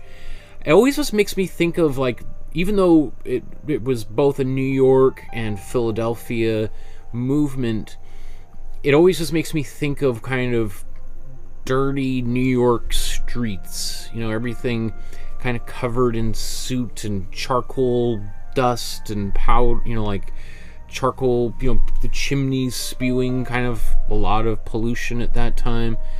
And so it's telling that, you know, Tanner being very good friends with Robert Henry, they were students of Thomas Eakins together, and Thomas Eakins also used a lot of browns, a lot of earthy tones. You know, I don't know if you've...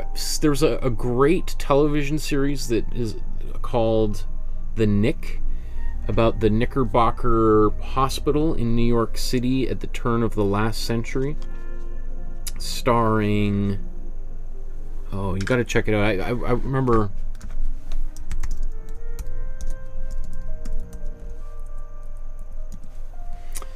watching this show, The Nick, starring, what's his name?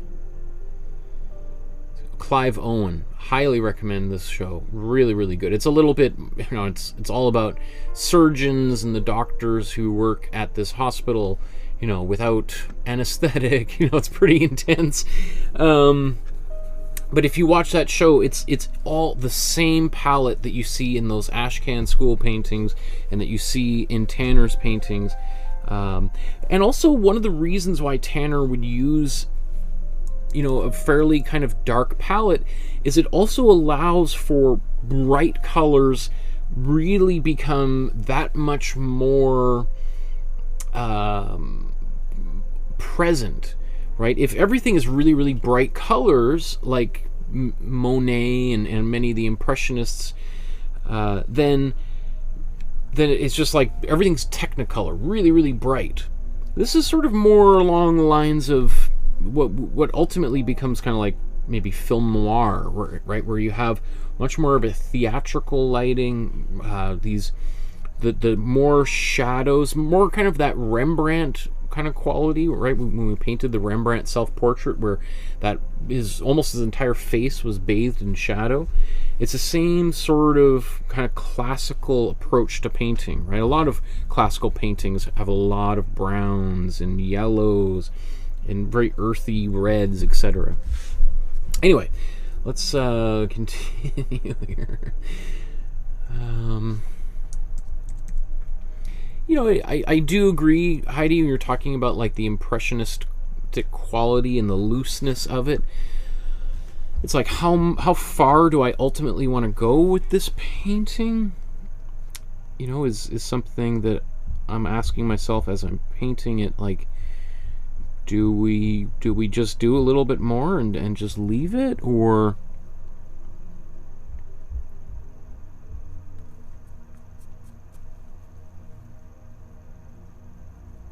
No.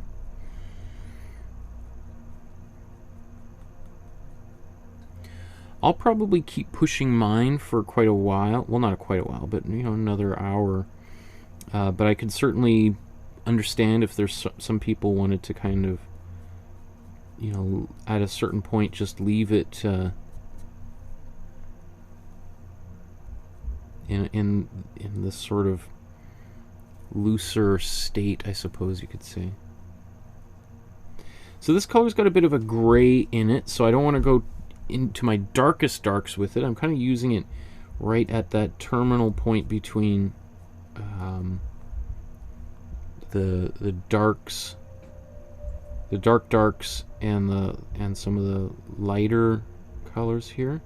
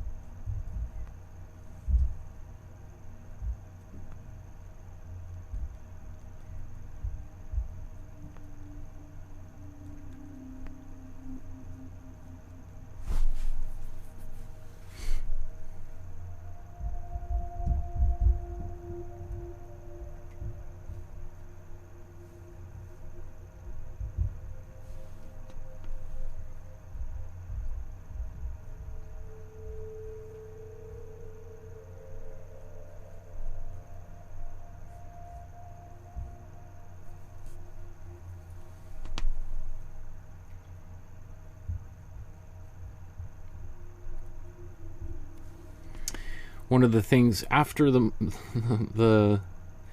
episode we did on Tuesday, I spent like an hour fixing my studio sink because it was dripping, and I got it to stop dripping, and I left the studio, and I've had this incredible sense of satisfaction of having fixed the sink, and then I came into my studio before today's episode and realized it's started to drip again. Not as much, but it's so disappointing, you know. You're like, oh, I thought I had solved this problem, and now I guess it's looking like I gotta call a plumber or something to, because my knowledge of sinks is it's very, very low, very small.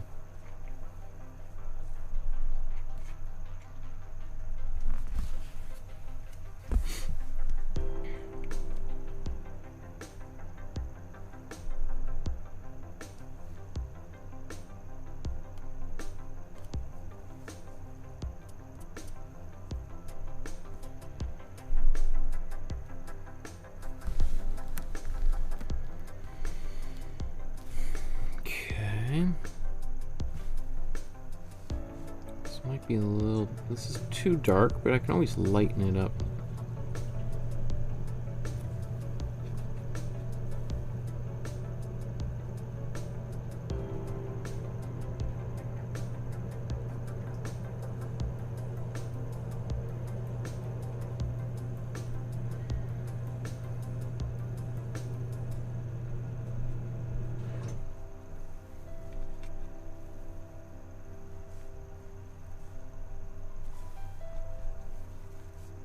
Here, back with this gray. I think I might now start going back in the other direction and doing the lighter stuff. Let me just see, what else do I need? Let's get a bit more of a lighter gray.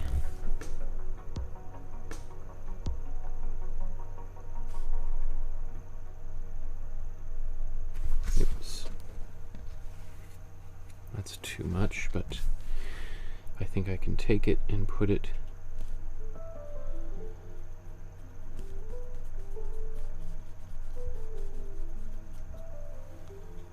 in the wall.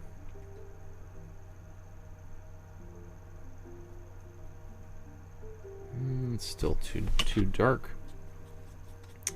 Let's just take some of that white.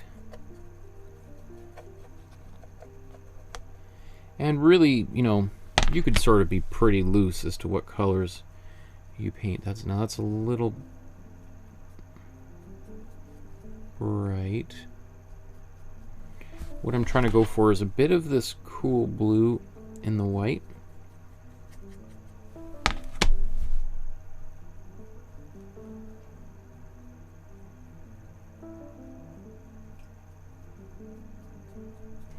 Now I'm being a little bit more,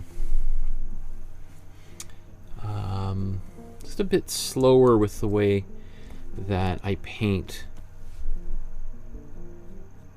A little, like, more deliberate.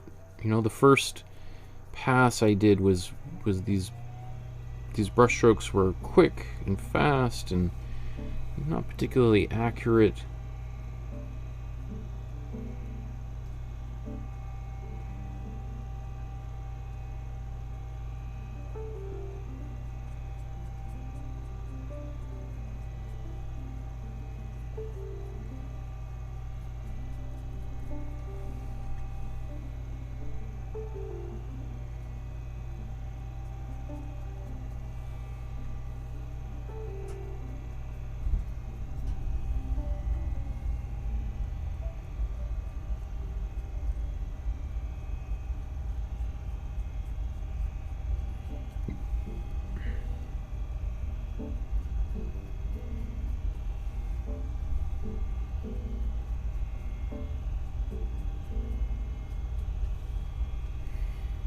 Just the careful kind of building up of all of these marks is going to make a huge difference.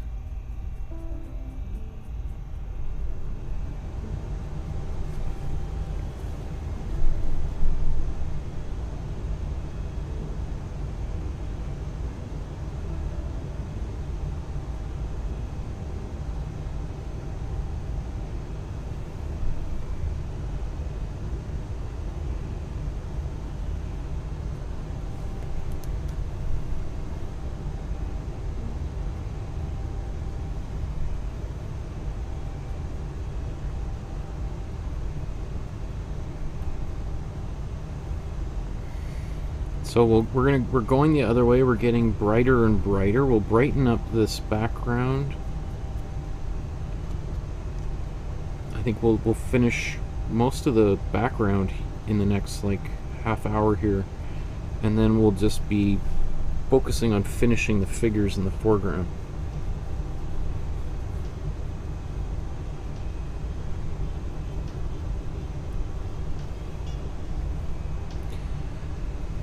One of the great challenges with painting in this style is to maintain the looseness of it throughout the entire process. Because one thing that starts happening is, as you get closer to being done, you start to kind of tighten up a little bit and things get more rigid, and we want to kind of keep the sort of spontaneous quality of these marks. So that's why, you know, if you're really worried about, like, you know, taking some risks, you want to do that right at the beginning of the painting. Whatever painting you're making, whether it's this one or other ones, that's why I love the beginning of the painting, because it's like you have so much more freedom to be looser than as the painting continues to progress. It starts to kind of get a little bit more, you sort of just necessarily kind of get a little more rigid, I guess.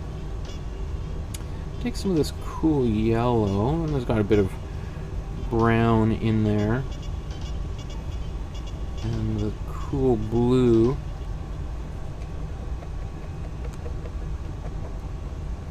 I just want a bit of this yellowy quality in the background, kind of greenish quality, right? So make sure that's really in here.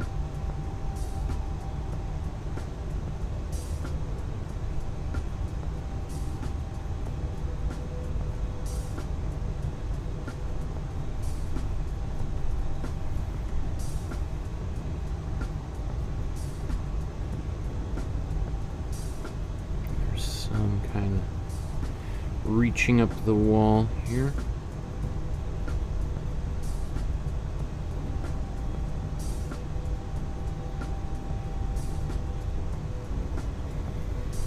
Mine's got a bit more of a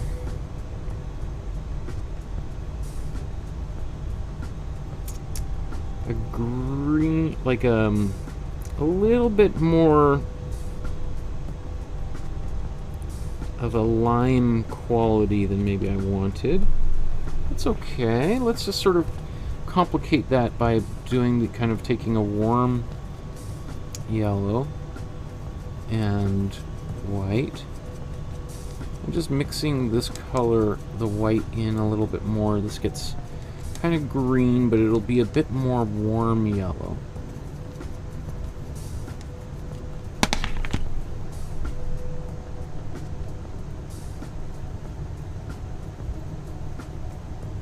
That's better.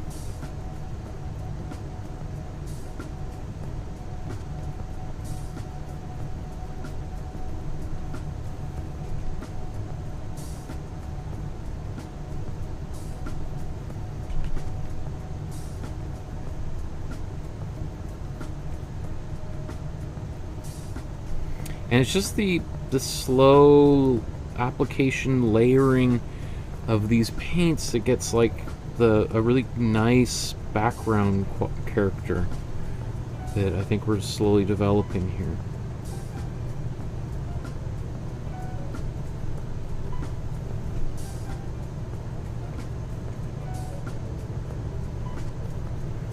It takes, you know, some time and patience, but I think it's really paying off now. I think we've kind of nailed this background. Obviously, you know, we could spend a lot more time on it, but I think the point is coming across, right? Maybe even taking a bit of the brown.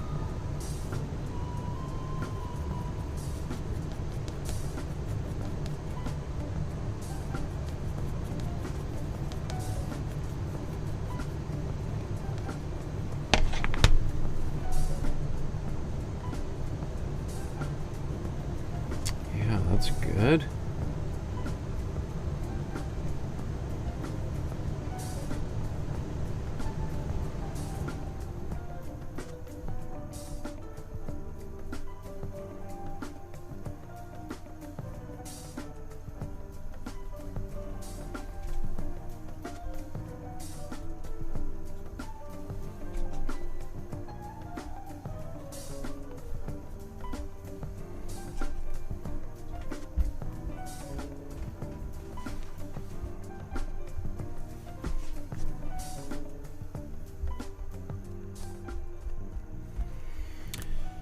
Okay, I'm pretty satisfied with that. Let's move over to the window. I'm going to take the same color I was just painting with and apply a bunch of that in here.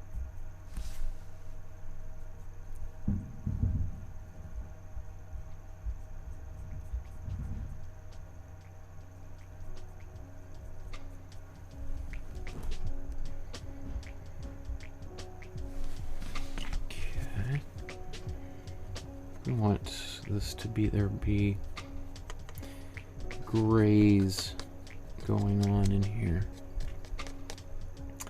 Grays and browns.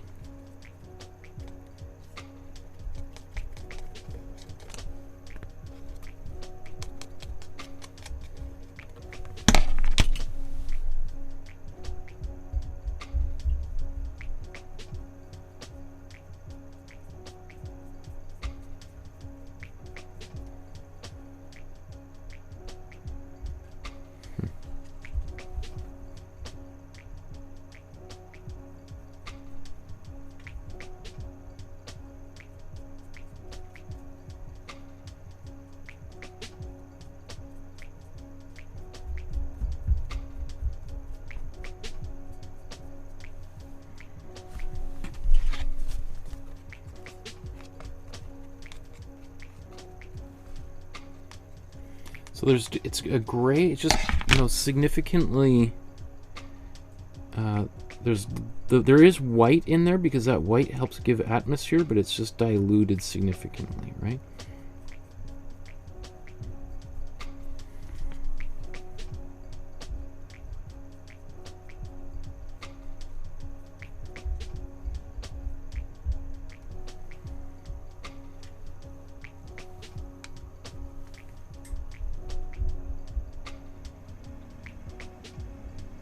So this is just a bit of warm yellow that I'm just bringing back.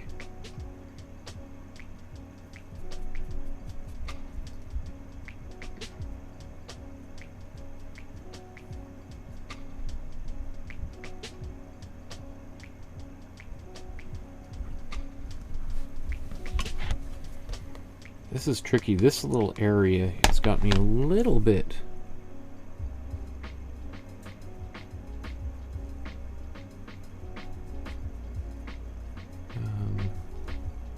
Challenge. Oops, that doesn't go all the way there, does it?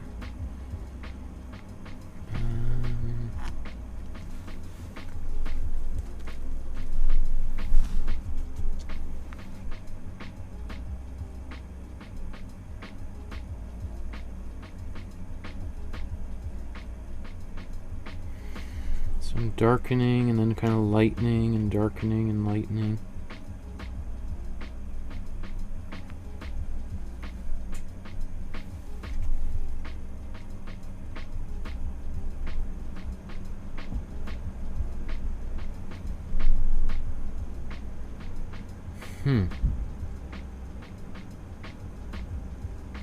I'm not sure how he's getting some of that in there. That dark brown, that is...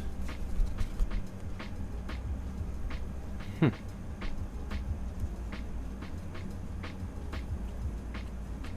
some cool red in there.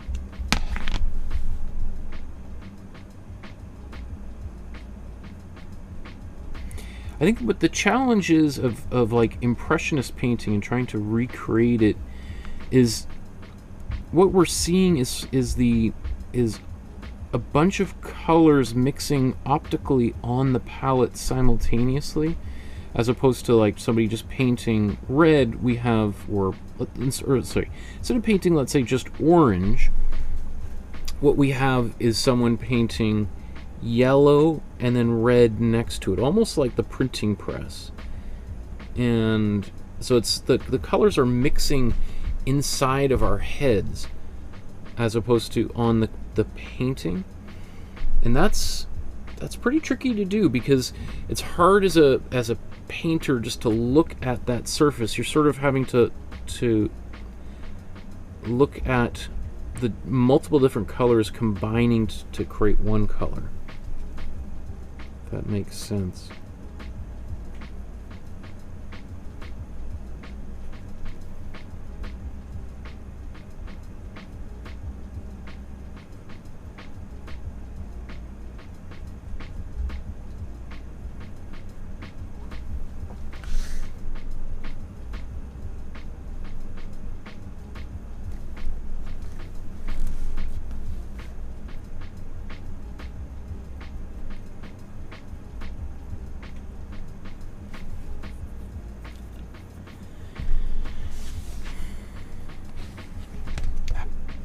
That blue in there is driving me crazy because I want to capture it.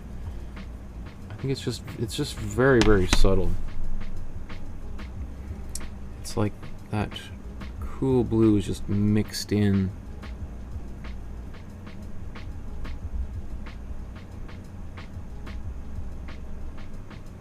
To all these other colors here.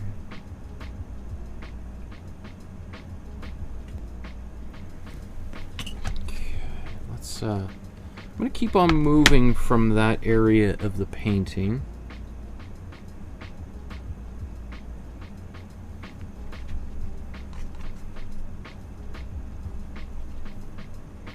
Because, you know, if there's an area of the painting that's sort of giving you a bit of giving you trouble, sometimes it's maybe not even that part of the painting.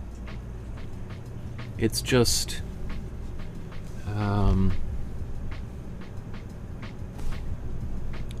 it might be just because the rest of the painting's unfinished and it's hard to see that area on its own.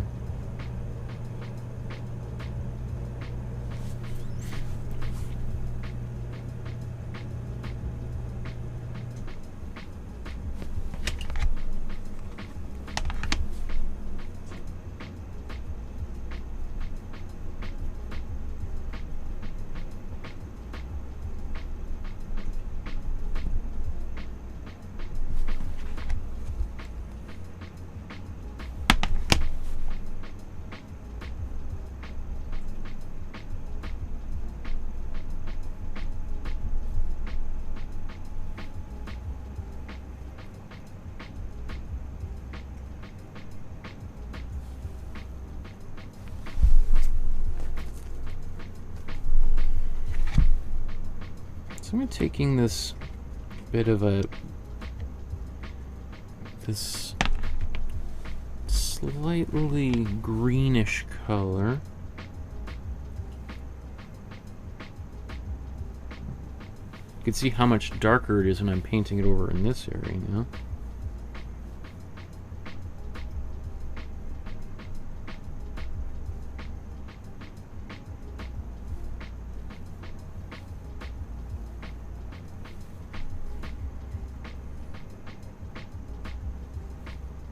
And I'm allowing for this sort of dry brush quality to happen.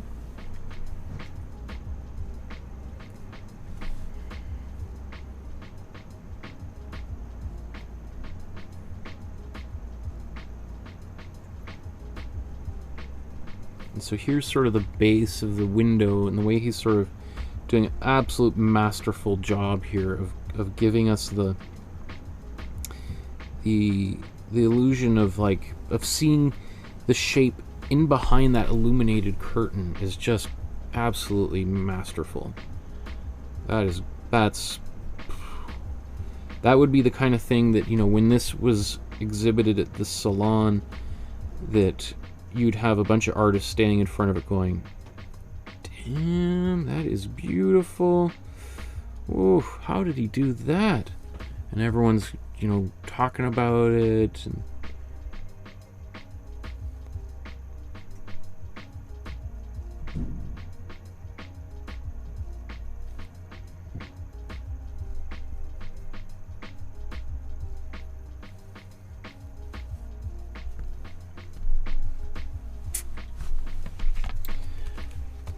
I'm going to come back to take some warm yellow and white.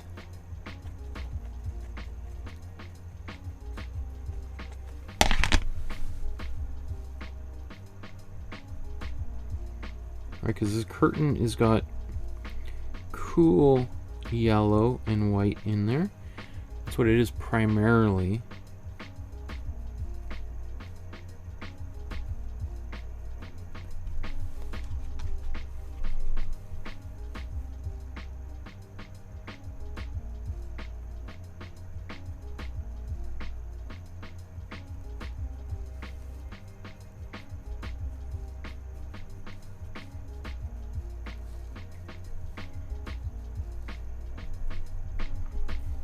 So some of this is going to disappear a little bit when I put a little bit more of that cool yellow back over this, the curtain.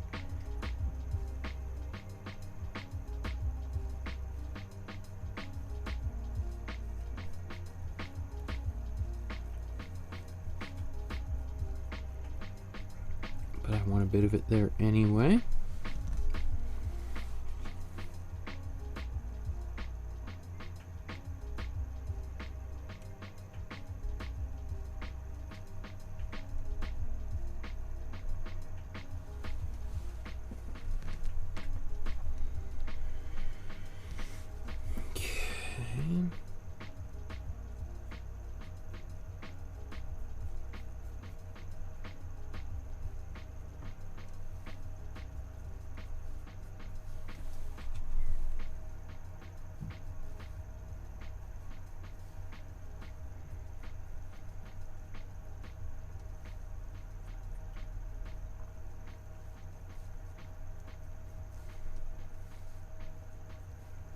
So I'm just coming back over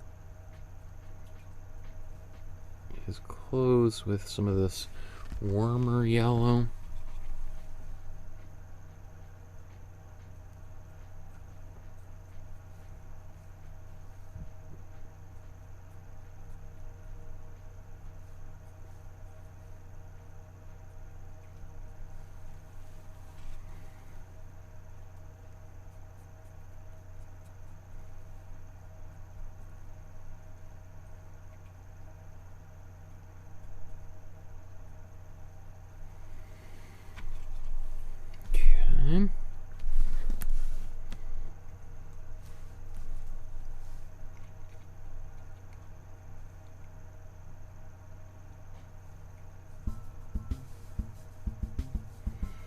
Right, so what I like about what's happening right now is I've got sort of a glowing quality going on in the painting.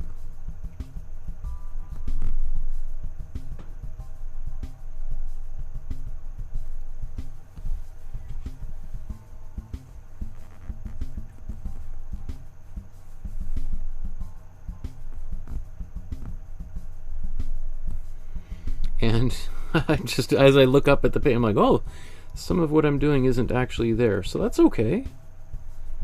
You know, I'm sort of just start riffing off and doing my own thing sometimes. And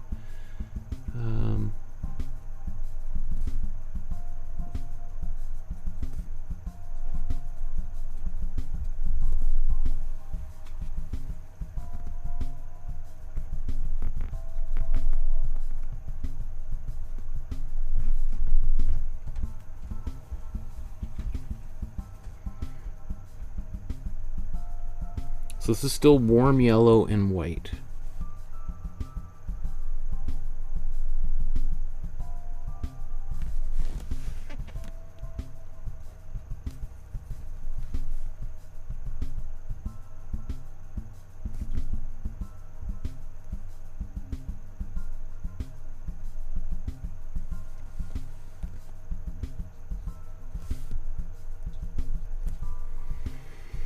So I'm putting these in the highlight areas, because now we've got like the sort of warm glow from outside coming in, illuminating parts of his clothing, including his backside here a little bit. I might tamp that down a little bit because it's a little bright back there, but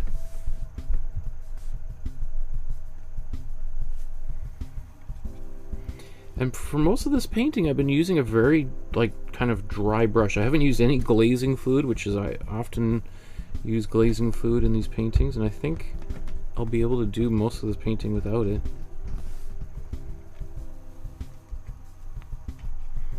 I'm just gonna get maybe a bit more warm yellow on my brush.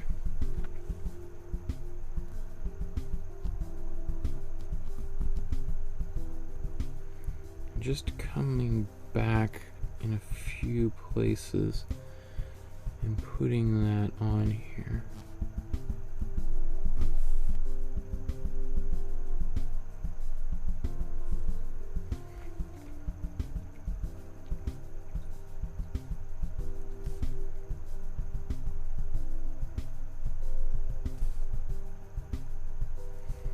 These are just really subtle highlights to give that golden light coming in from outside. Just to feature it a bit.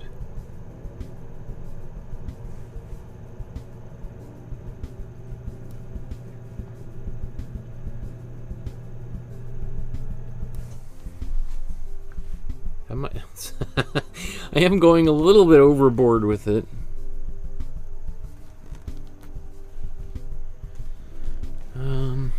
That's okay.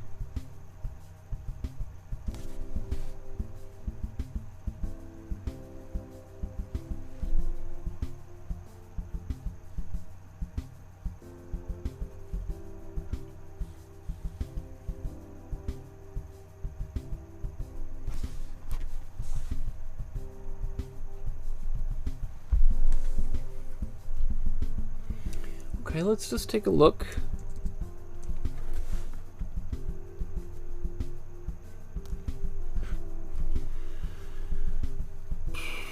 Definitely taking some liberties with this painting.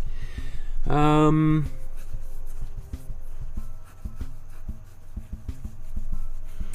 think really what I want to do, like, am I happy with the background? I think I'm pretty happy with the background. I think really what needs to be done now is just darkening everything.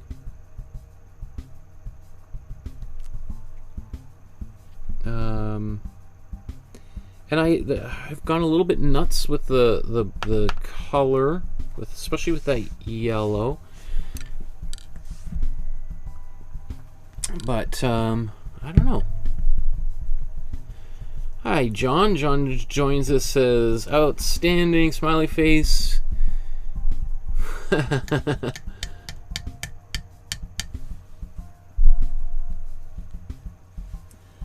Cool. John says, Michael, I love your shirt. The texture's kind of coarse. I'm assuming you mean in the painting or on that I'm wearing.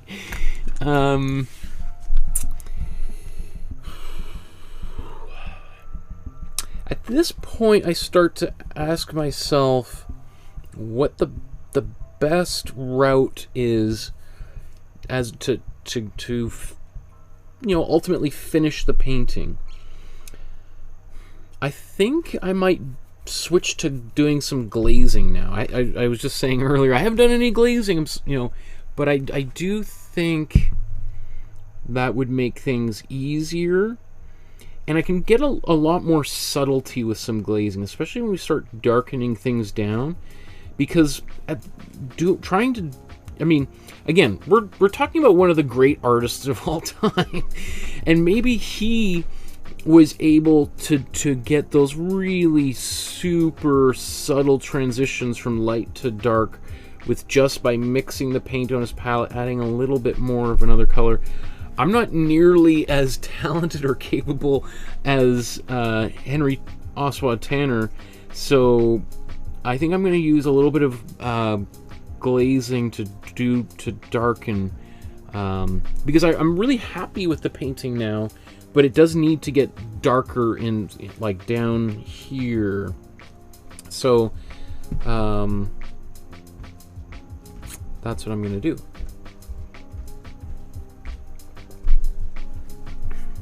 So, what color should we use? I mean, I guess we can just use our darkest color. I just went and bought a whole bunch more, a big jug of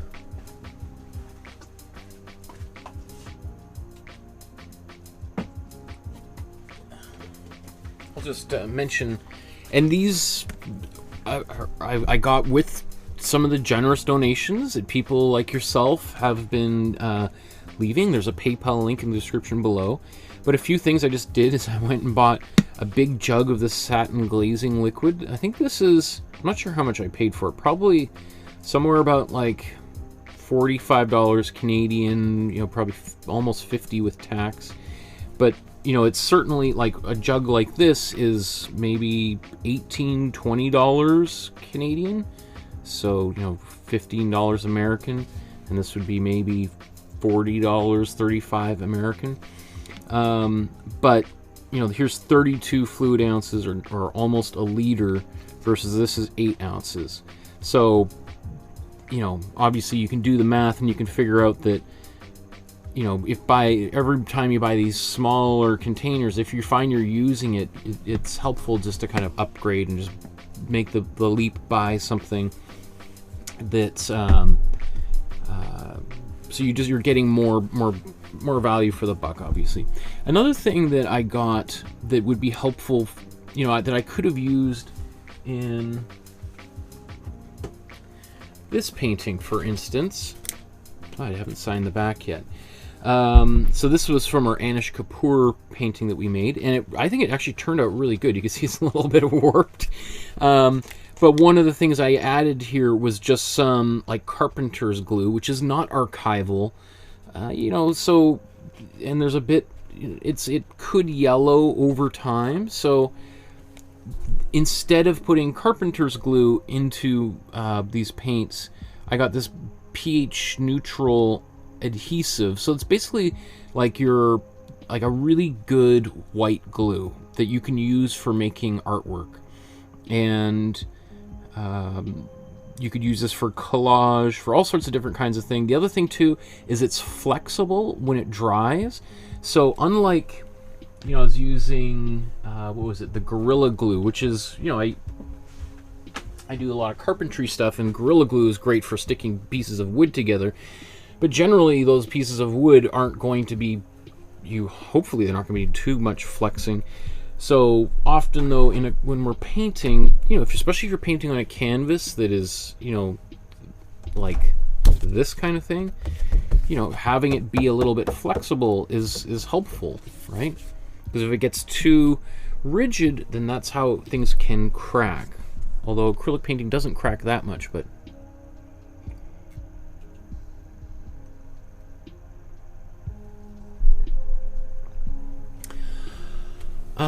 John says, Michael, you know what? I got an invention. My spirit now more aromatic.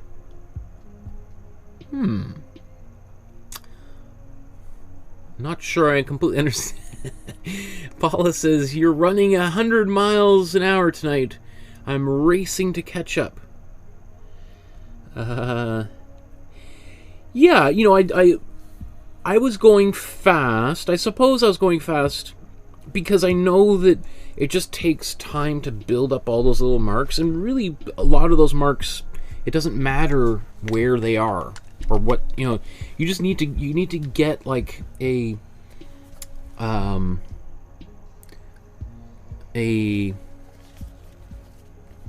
what do you call that? Oh, there's that, the word is going to drive me crazy. You need to build up a, like, there's a threshold of just color that just needs to be there, and then after it's there, then we can modify on top of it. Okay.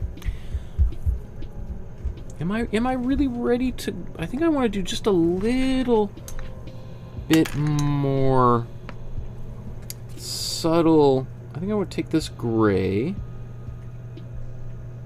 and go into here.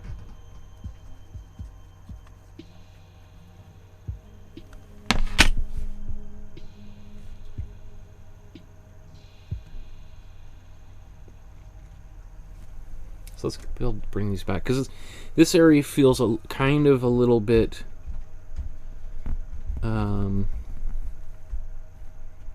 undefined. So let's, before I just move right on here, there is that bowl.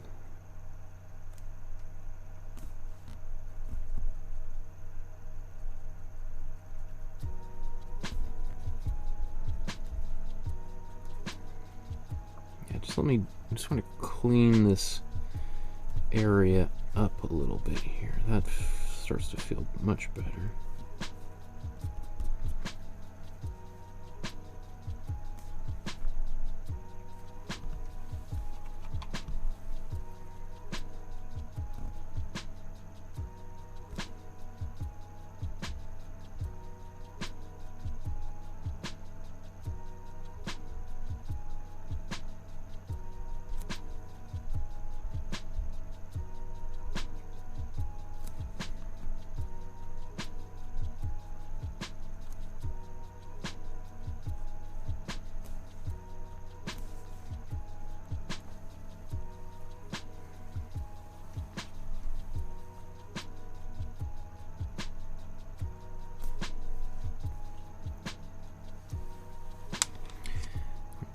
I'm just going to take a darker color and come back,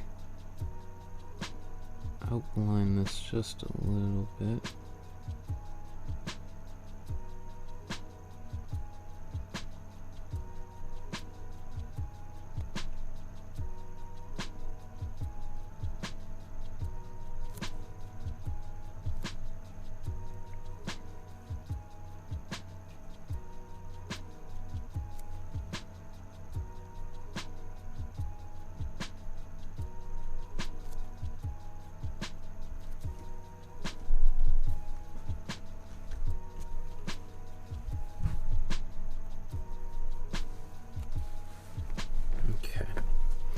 So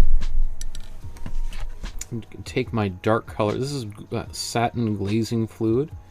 All right, so I'll just show that again since I did that a while ago. This is my darkest color.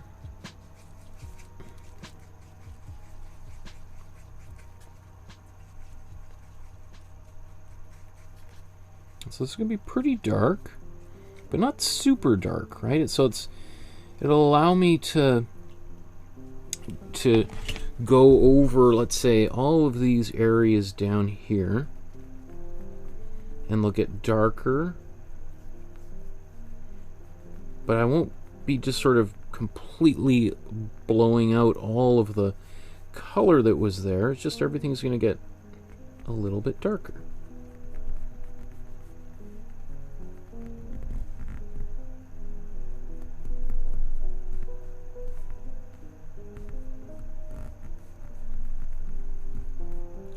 Side of his shirt.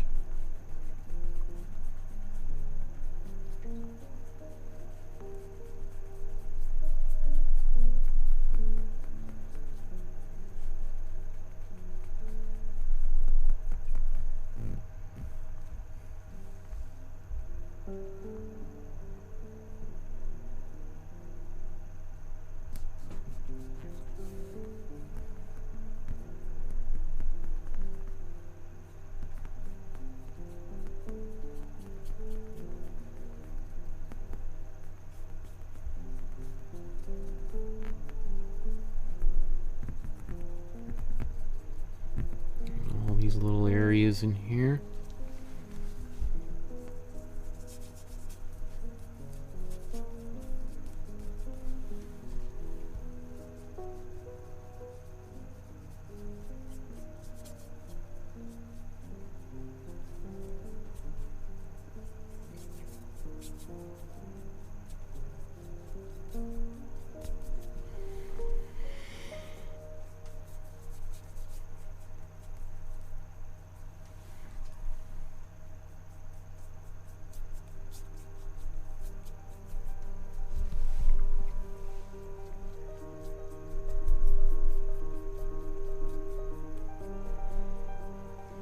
Alright, so I just took everything and made it like 10% darker.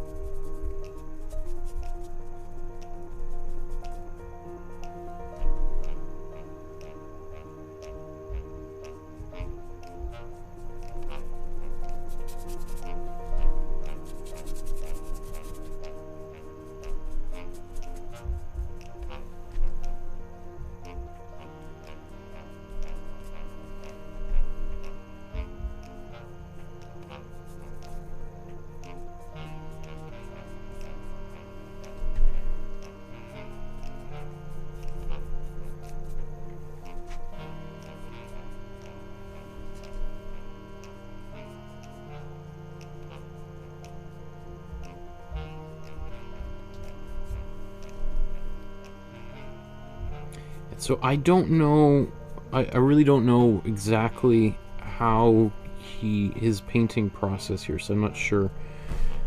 You know, it's possible that this is something he would have done, like gone a bit with the Impressionist technique and then switched to a little bit more of a classical approach like this here.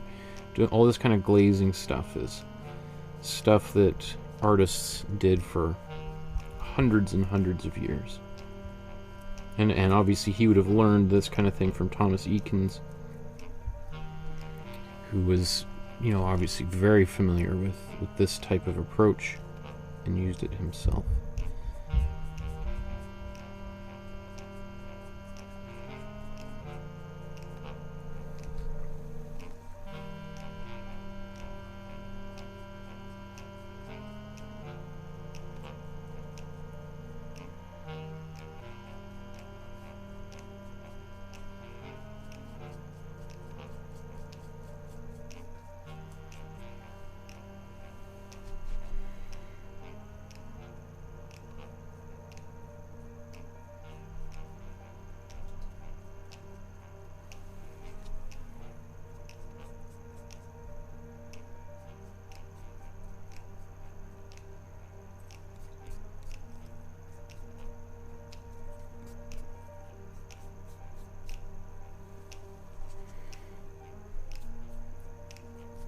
And then we can just keep on going over certain areas if we want it to get darker and darker, right? Like this child's legs here, you know, we just go over it and just keep darkening it with this glaze.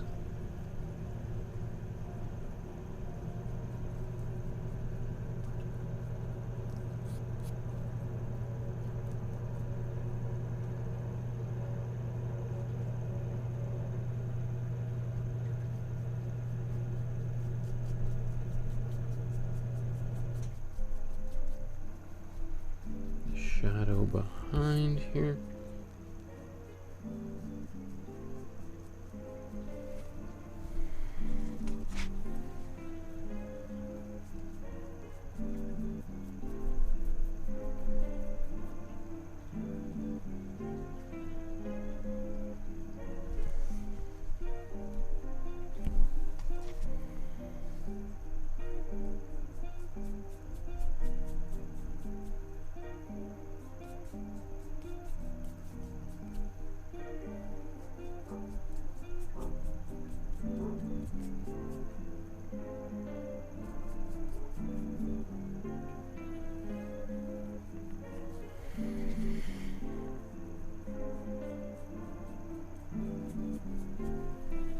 It's funny, like I was never really the biggest fan, or I didn't use glazes that much until we started doing these episodes, and I've certainly used them a lot because obviously many of the paintings we've been doing use this technique, and it's such a helpful way of getting it actually, it's, you know, it's a classical approach, but it's also like saves so much time.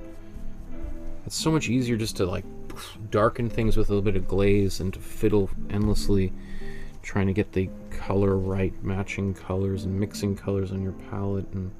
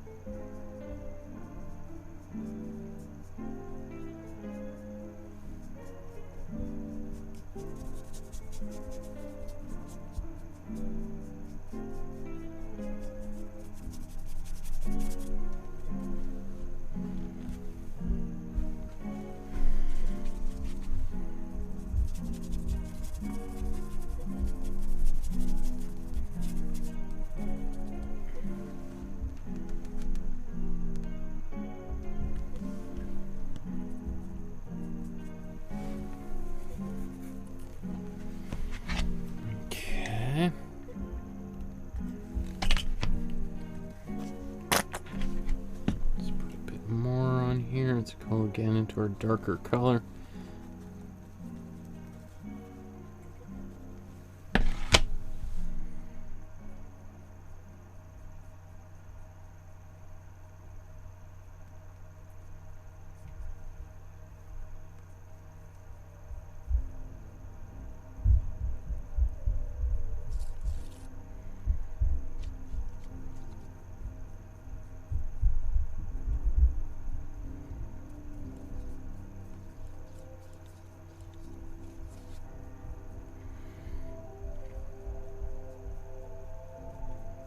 Let's zoom in here.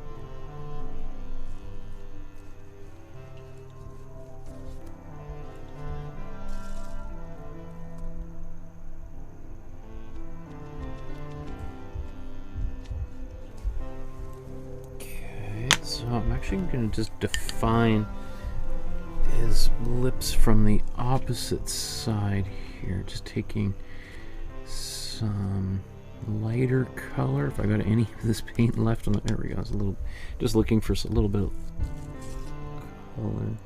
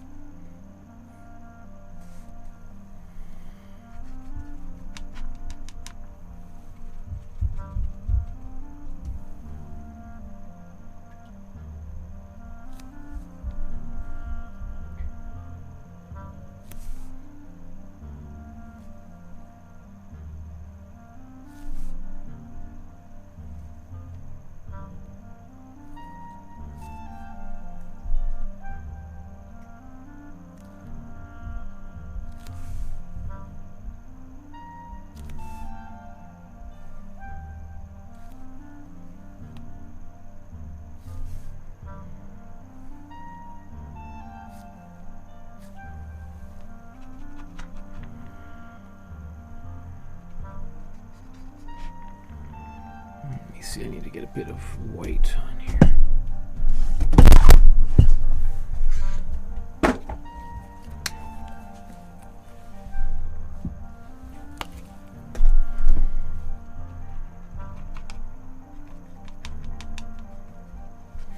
So I was just taking a bit of white, mixing it into my warm yellow, basically.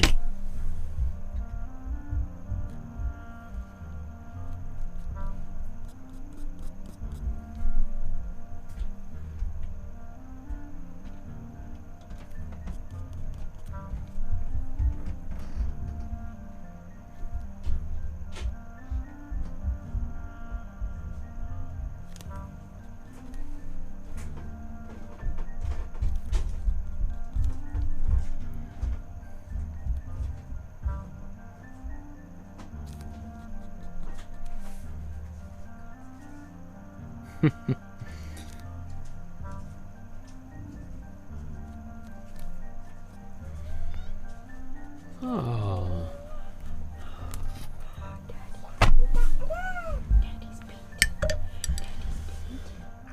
Got a little guest who wants to make an appearance. There's Daddy! Oh. It's Daddy! Look how big you are. Too big. We had to say hi to Dada while he was drawing a painting this beautiful painting. Yeah, this is Looks hard. for American Thanksgiving. Looks like a tough That's one. our neighbors down south. That's what we're making this painting for. Happy Thanksgiving. Yeah. You having fun with Mommy? You want to wave to everybody? Say hi. Happy Thanksgiving. Nope. So much stuff going on down here, hey? Yeah, you helped me pick out those paintbrushes today. Thank you, love. Bye, guys. Okay. Thanks for indulging me. Okay, let's get back.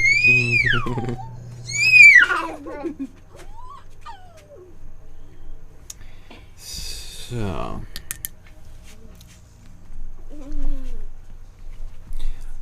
one thing this child's face is starting to get, making him look older and older.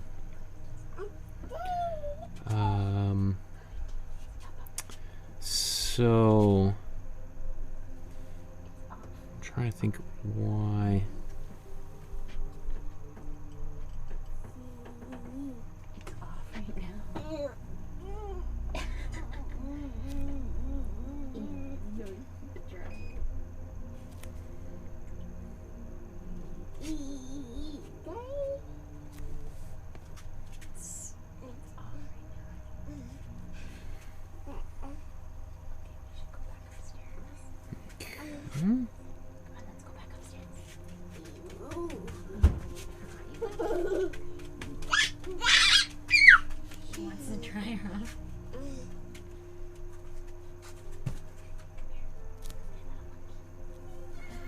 Kind of using the dry brush here as well to kind of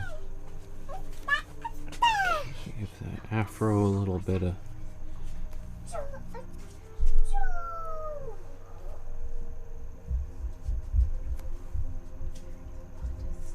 suspect it's something to do with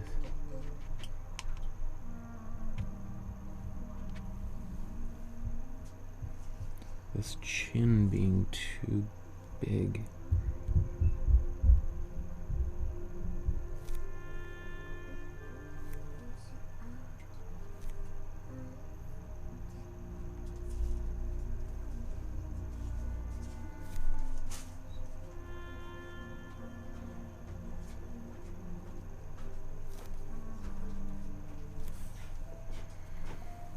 Okay.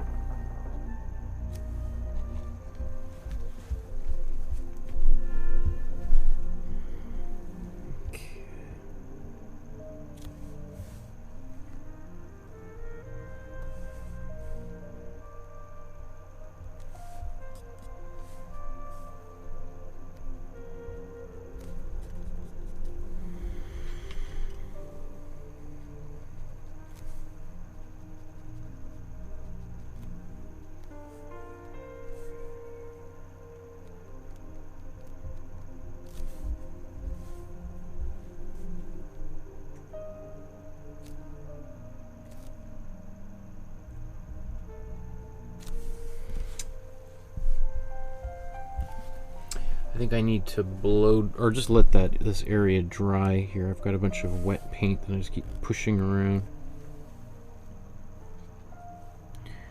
But I do want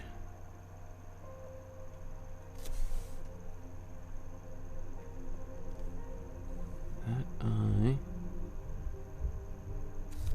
nose,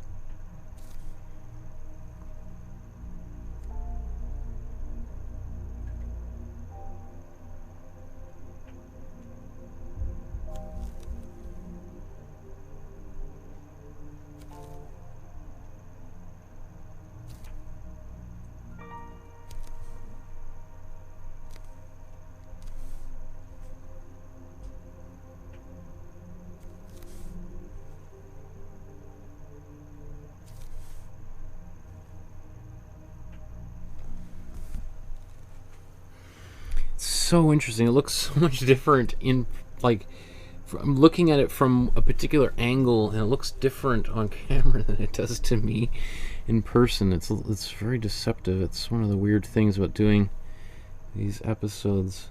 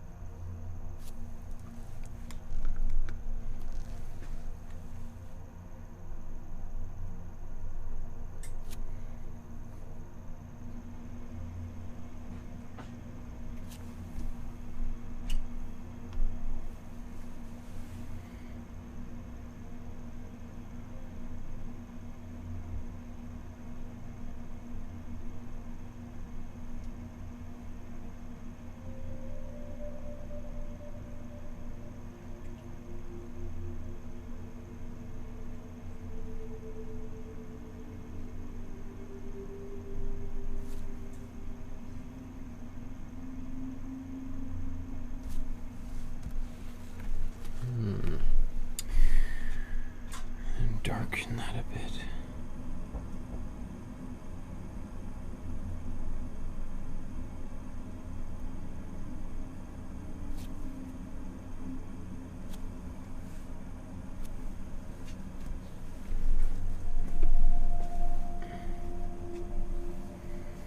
And then we come in behind here.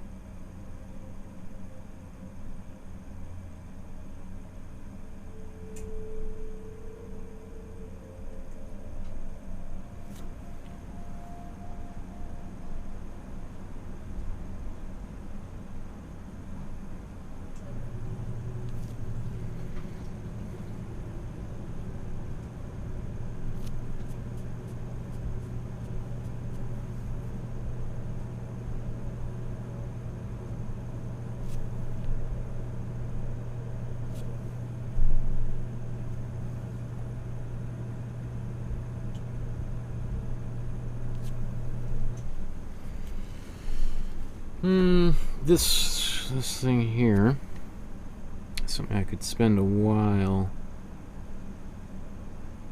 finessing, but is it important? Not really. So I might be happy just moving on from that. Okay, I'm going to take my darkest color and just do a little bit of painting with the dark color now.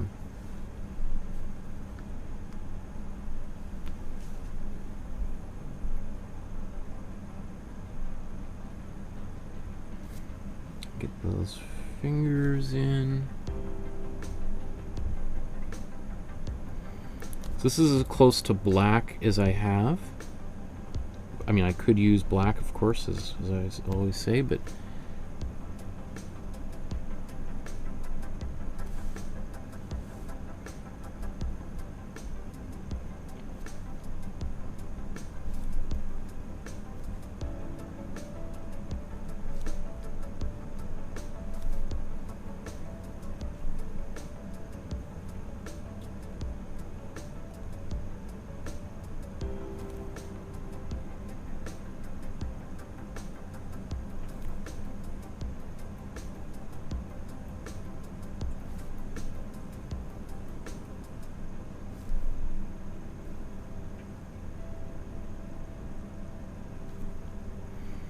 Because now we're sort of doing finishing touches.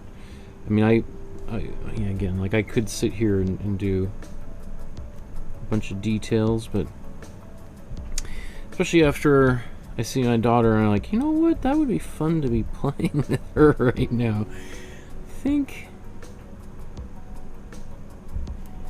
I'm gonna start wrapping up, you know? Sometimes it happens and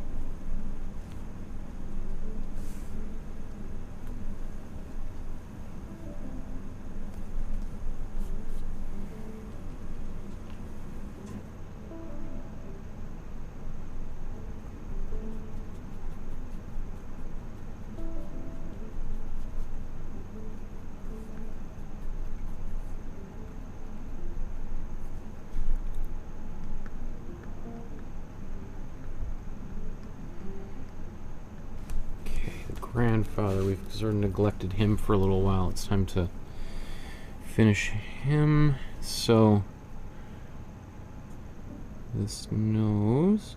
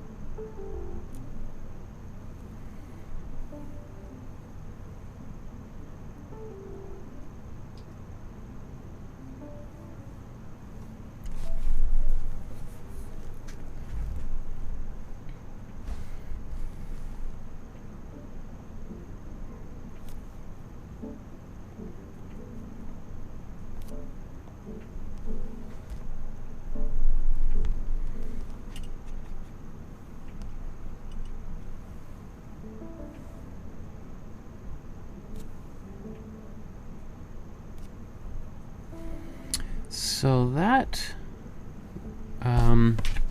that hair, we've got some cool yellow and white, so let's mix that together.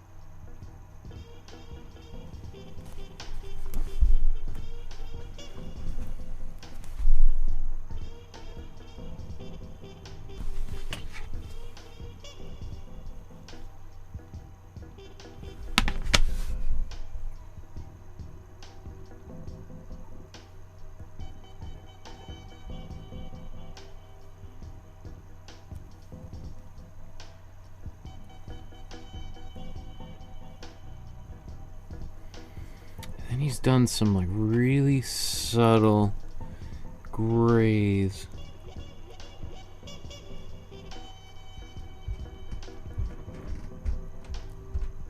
I think I'll I'll do a little bit of this, and then I'll glaze some of this back so it's not so obvious. We just want these little hints that this is a beard in here. Right, so right now it's pretty strong, but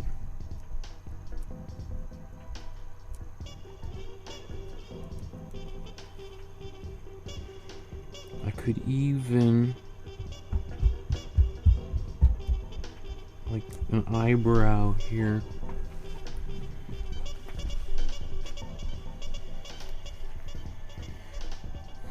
I don't know if I'm gonna do any work on the hands. I think that's okay.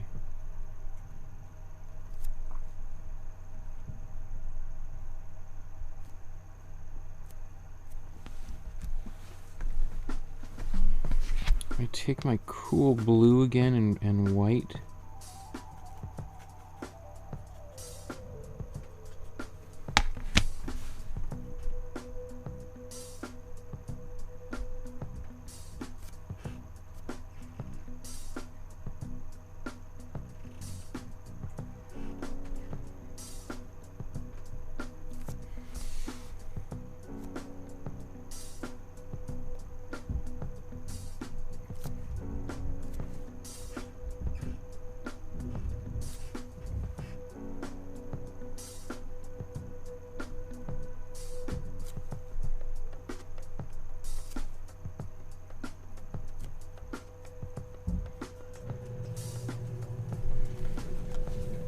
That's not really there, but I'm just, as I'm getting close to the painting, I gotta solve my own painting.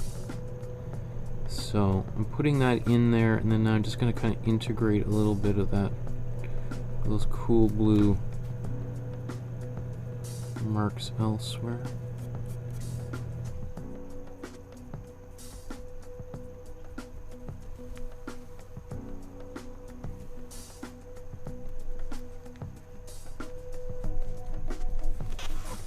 Putting some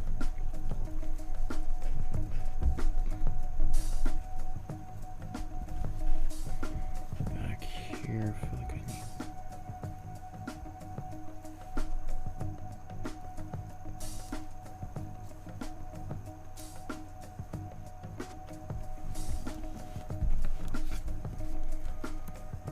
In fact, let's just zoom back out.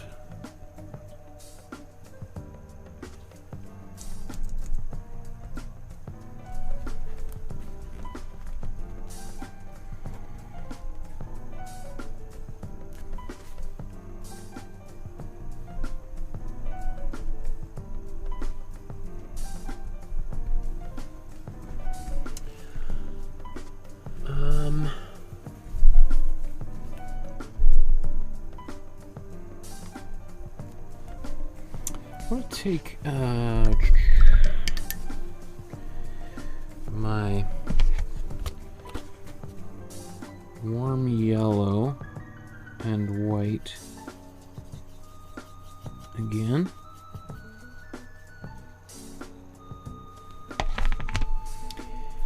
And I'm going to do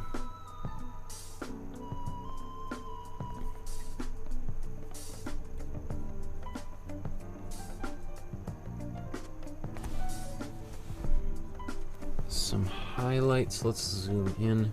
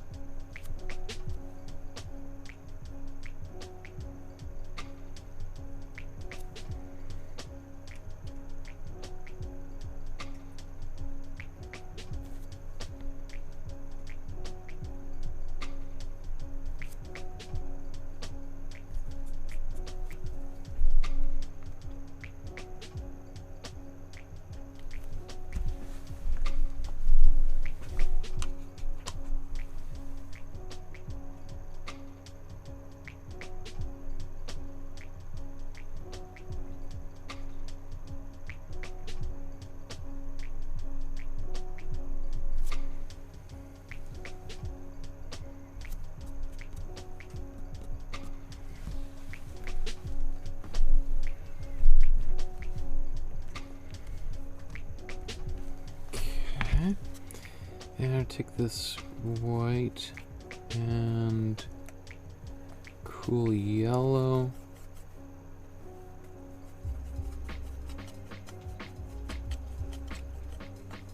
It's a very similar kind of yellow. I just want to come back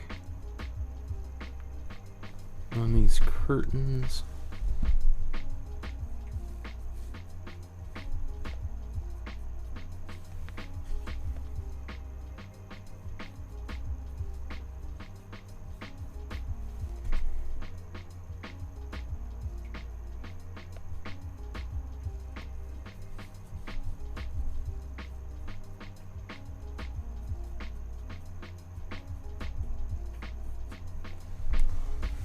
Just to help brighten them up even more.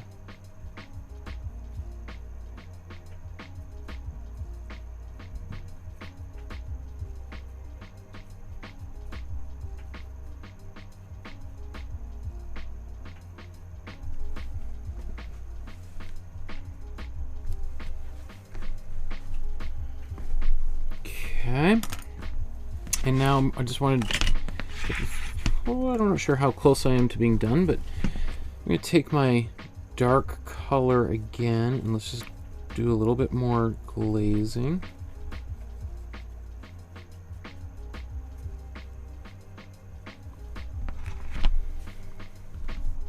Alright, that's a pretty dark glaze, maybe a little more glazing fluid on there, so that I can be a little bit more careful.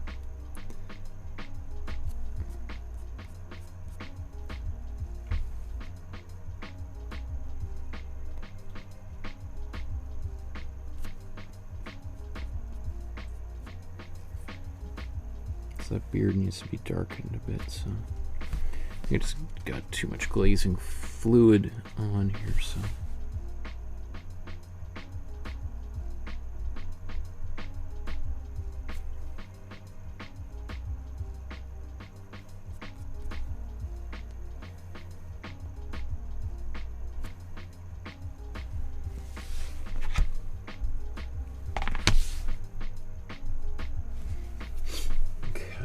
So I'm just gonna come in here.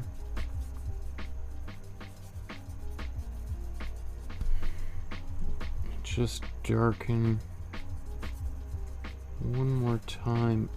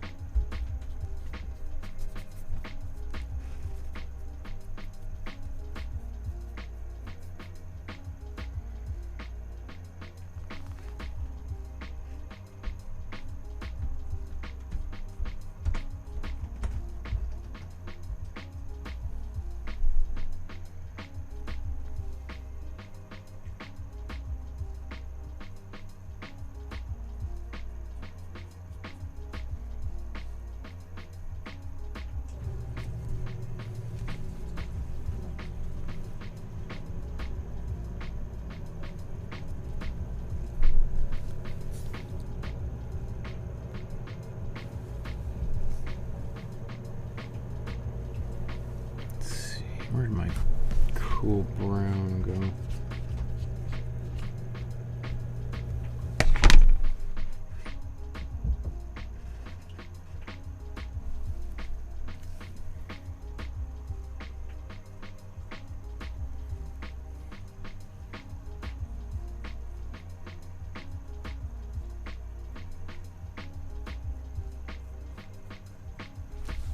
Oh, I think I wanted to lighten that up a bit.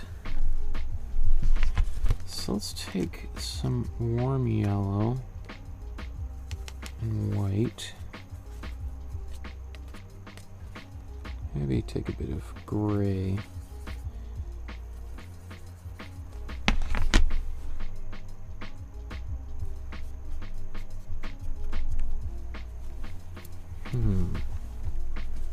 Let's try that again. Just warm yellow. Let's see.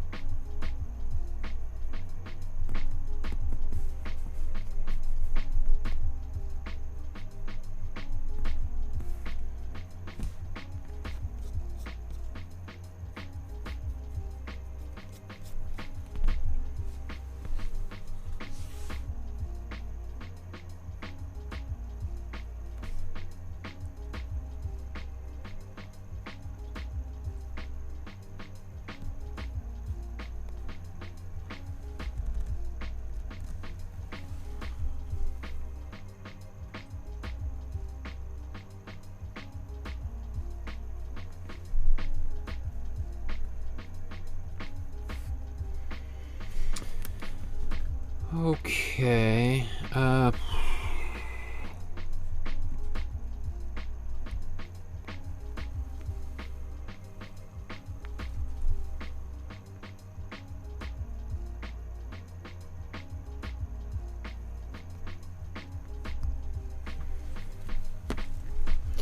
Yeah, I could continue working on this forever, but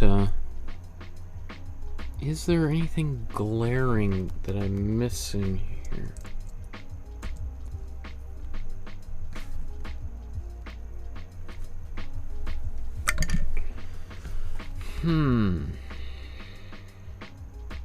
Not super happy with this area here.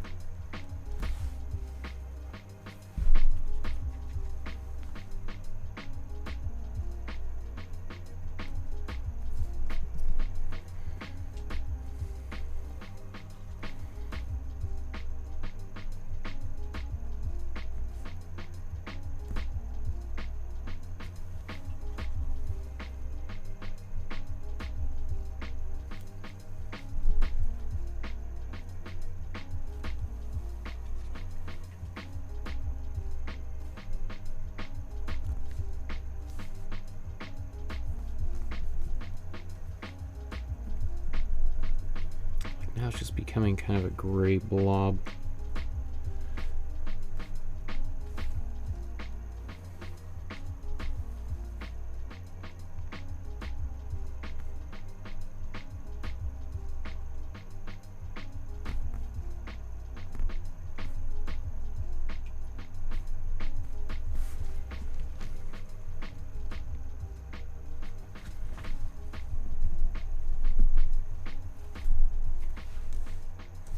Sort of looks like he's got a bulletproof vest on or something.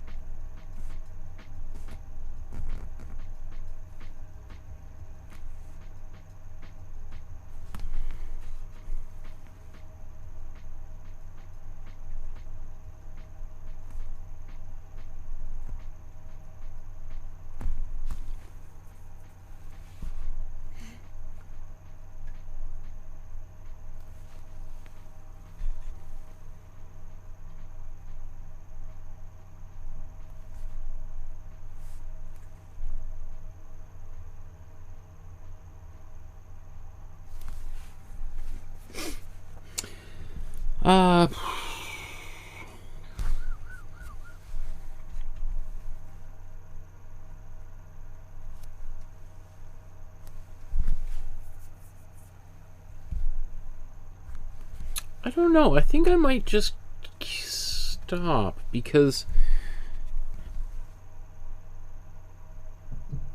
if I keep on going, I'm gonna have to like really slow down.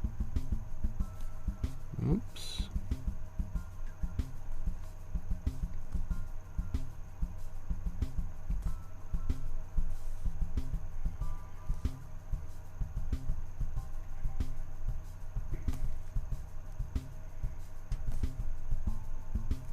Just putting a final few little shadows here and there on the table. And then I think I'll just call it a day.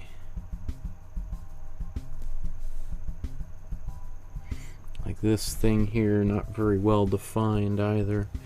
It's kind of like a knife on the table.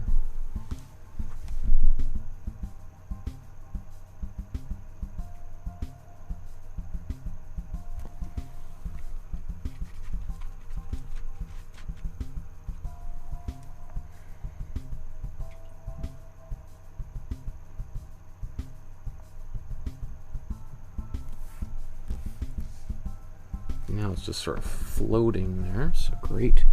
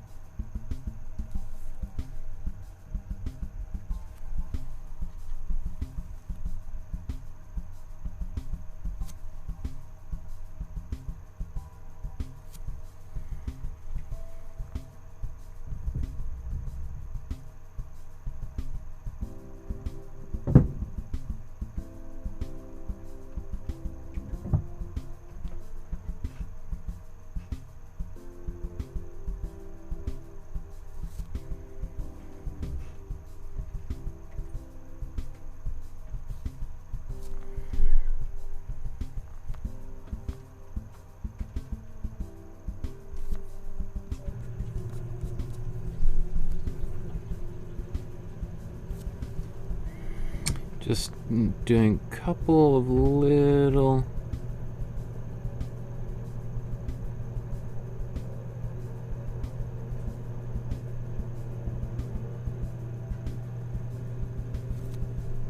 outliney things to these plates and such.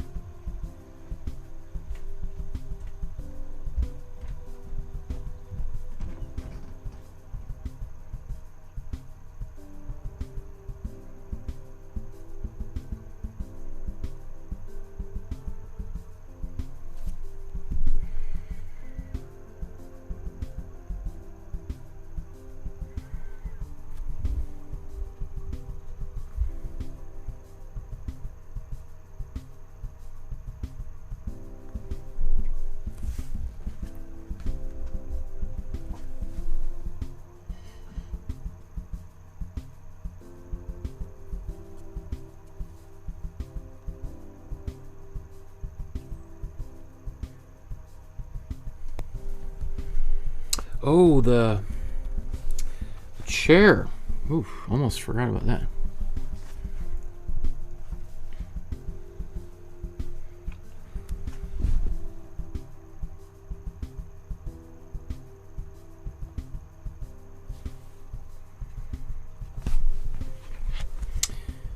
I'm just gonna take some color, mix a brown.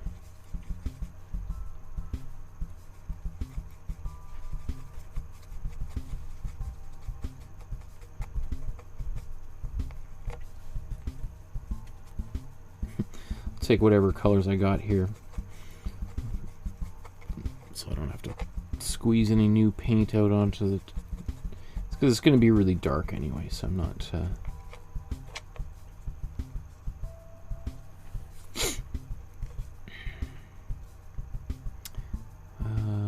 but now, let's see if I can just co-opt some of this color here. Dark blue.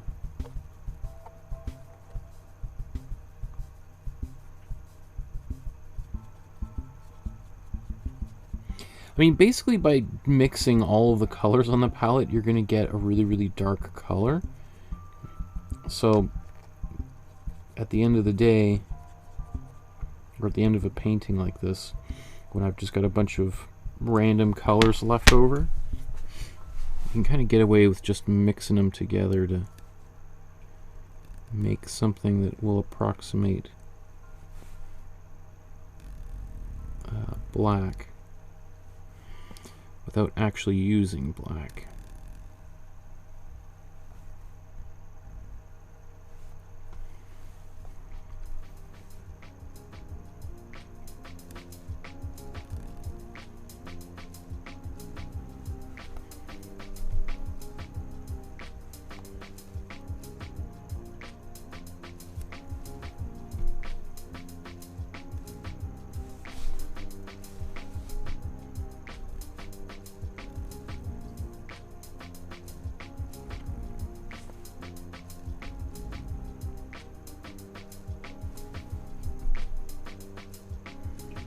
And this is the reason why I had this little bit of a gray back here.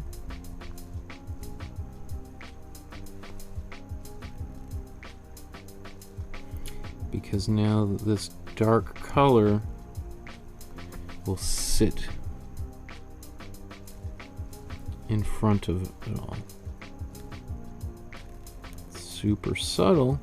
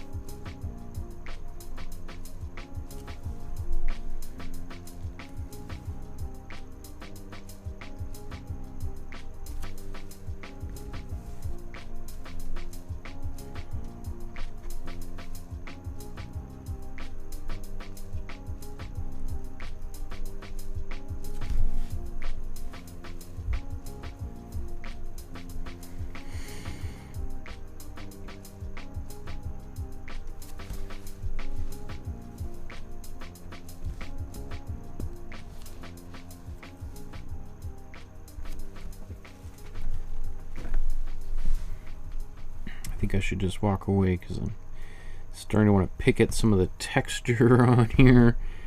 That's a bad sign, because who knows what you'll reveal when you pull that up.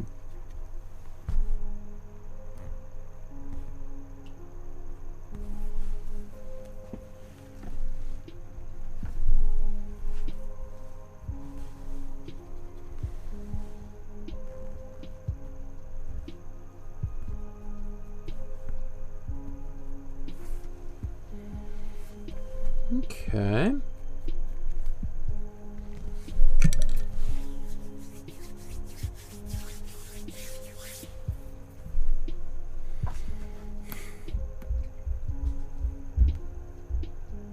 I think that's I'm capable of walking away from that. It's been long enough. Okay.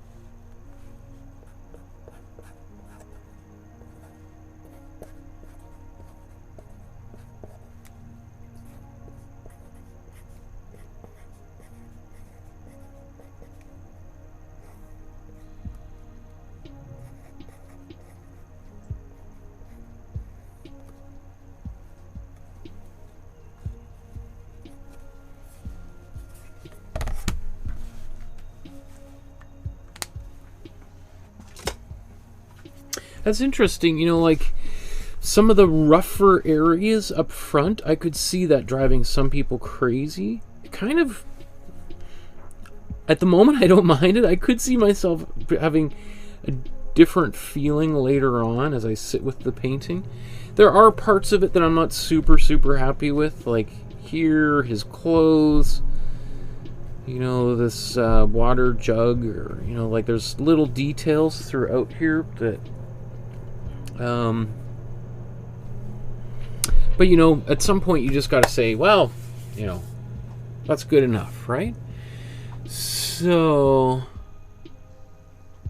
Lolly says, yes, please stop. I've sat at the edge of my seat worrying you might slip and mess it up, as it's so perfect it doesn't need anything else. It's great. I appreciate that. Thank you, Lolly. Okay, oh, and thanks for the donation, Lolly, through the super chat. I really appreciate that. Thank you for all these amazing classes, Michael, and for all the lovely, talented people in the stream. Thank you. Awesome, and thank you everyone for watching, for painting along with me.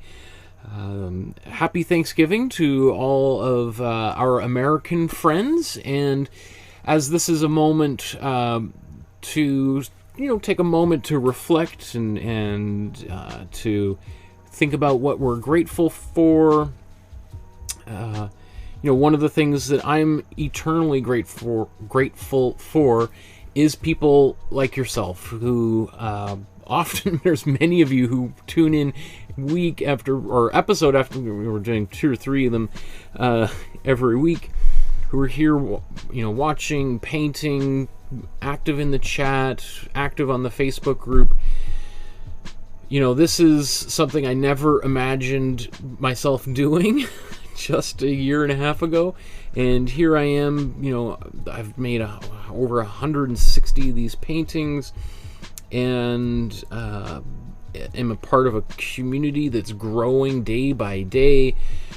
And I just feel so fortunate. I don't even really know how to express how thankful I am to all of the people like yourself who are watching right now, who've been with me, some who've been with me for a couple of years, and some who literally are just watching me for the first time, and the 10,000 people that have subscribed to my channel. It's just like, it's crazy. I'm at a loss for words, which, as you know, is not something that comes easy to me. So again, I'm just really grateful. Thank you so much for joining me. We'll see you tomorrow. I'm doing a special episode tomorrow at 2 o'clock. I think 2 o'clock Pacific time. We're going to be painting one of Louis Wayne's paintings. Louis Wayne, what an interesting figure. What an interesting life. The famous painter of cats. So we're going to do at least one painting, maybe 2 paintings. We'll see. There's 2 paintings in the Dropbox folder. over the course of the night, I'm going to think about which... I'm probably... Yeah, I haven't... Anyway, we'll talk about all that tomorrow. If you want a little bit of homework, I suggest you watch the recent Benedict Cumberbatch film about Louis Wain. It just came out like a week ago. It's on, I think, Amazon Prime. So I encourage you to watch that. I think you'll find it's a pretty good movie. There's some... It's not the greatest movie of all time, but I think it would help you understand and appreciate the artist we're going to talk about tomorrow. Anyway, thank you, everyone. If you would do me a favor, like, subscribe to the channel, hit that notification bell so you know when tomorrow's episode is, because I can't remember when it is. So, at the end of these episodes, my brain just turns to jelly, so you'll have to forgive me. Okay, good night, everybody. We'll see you again tomorrow, bright and sort of early. Good night.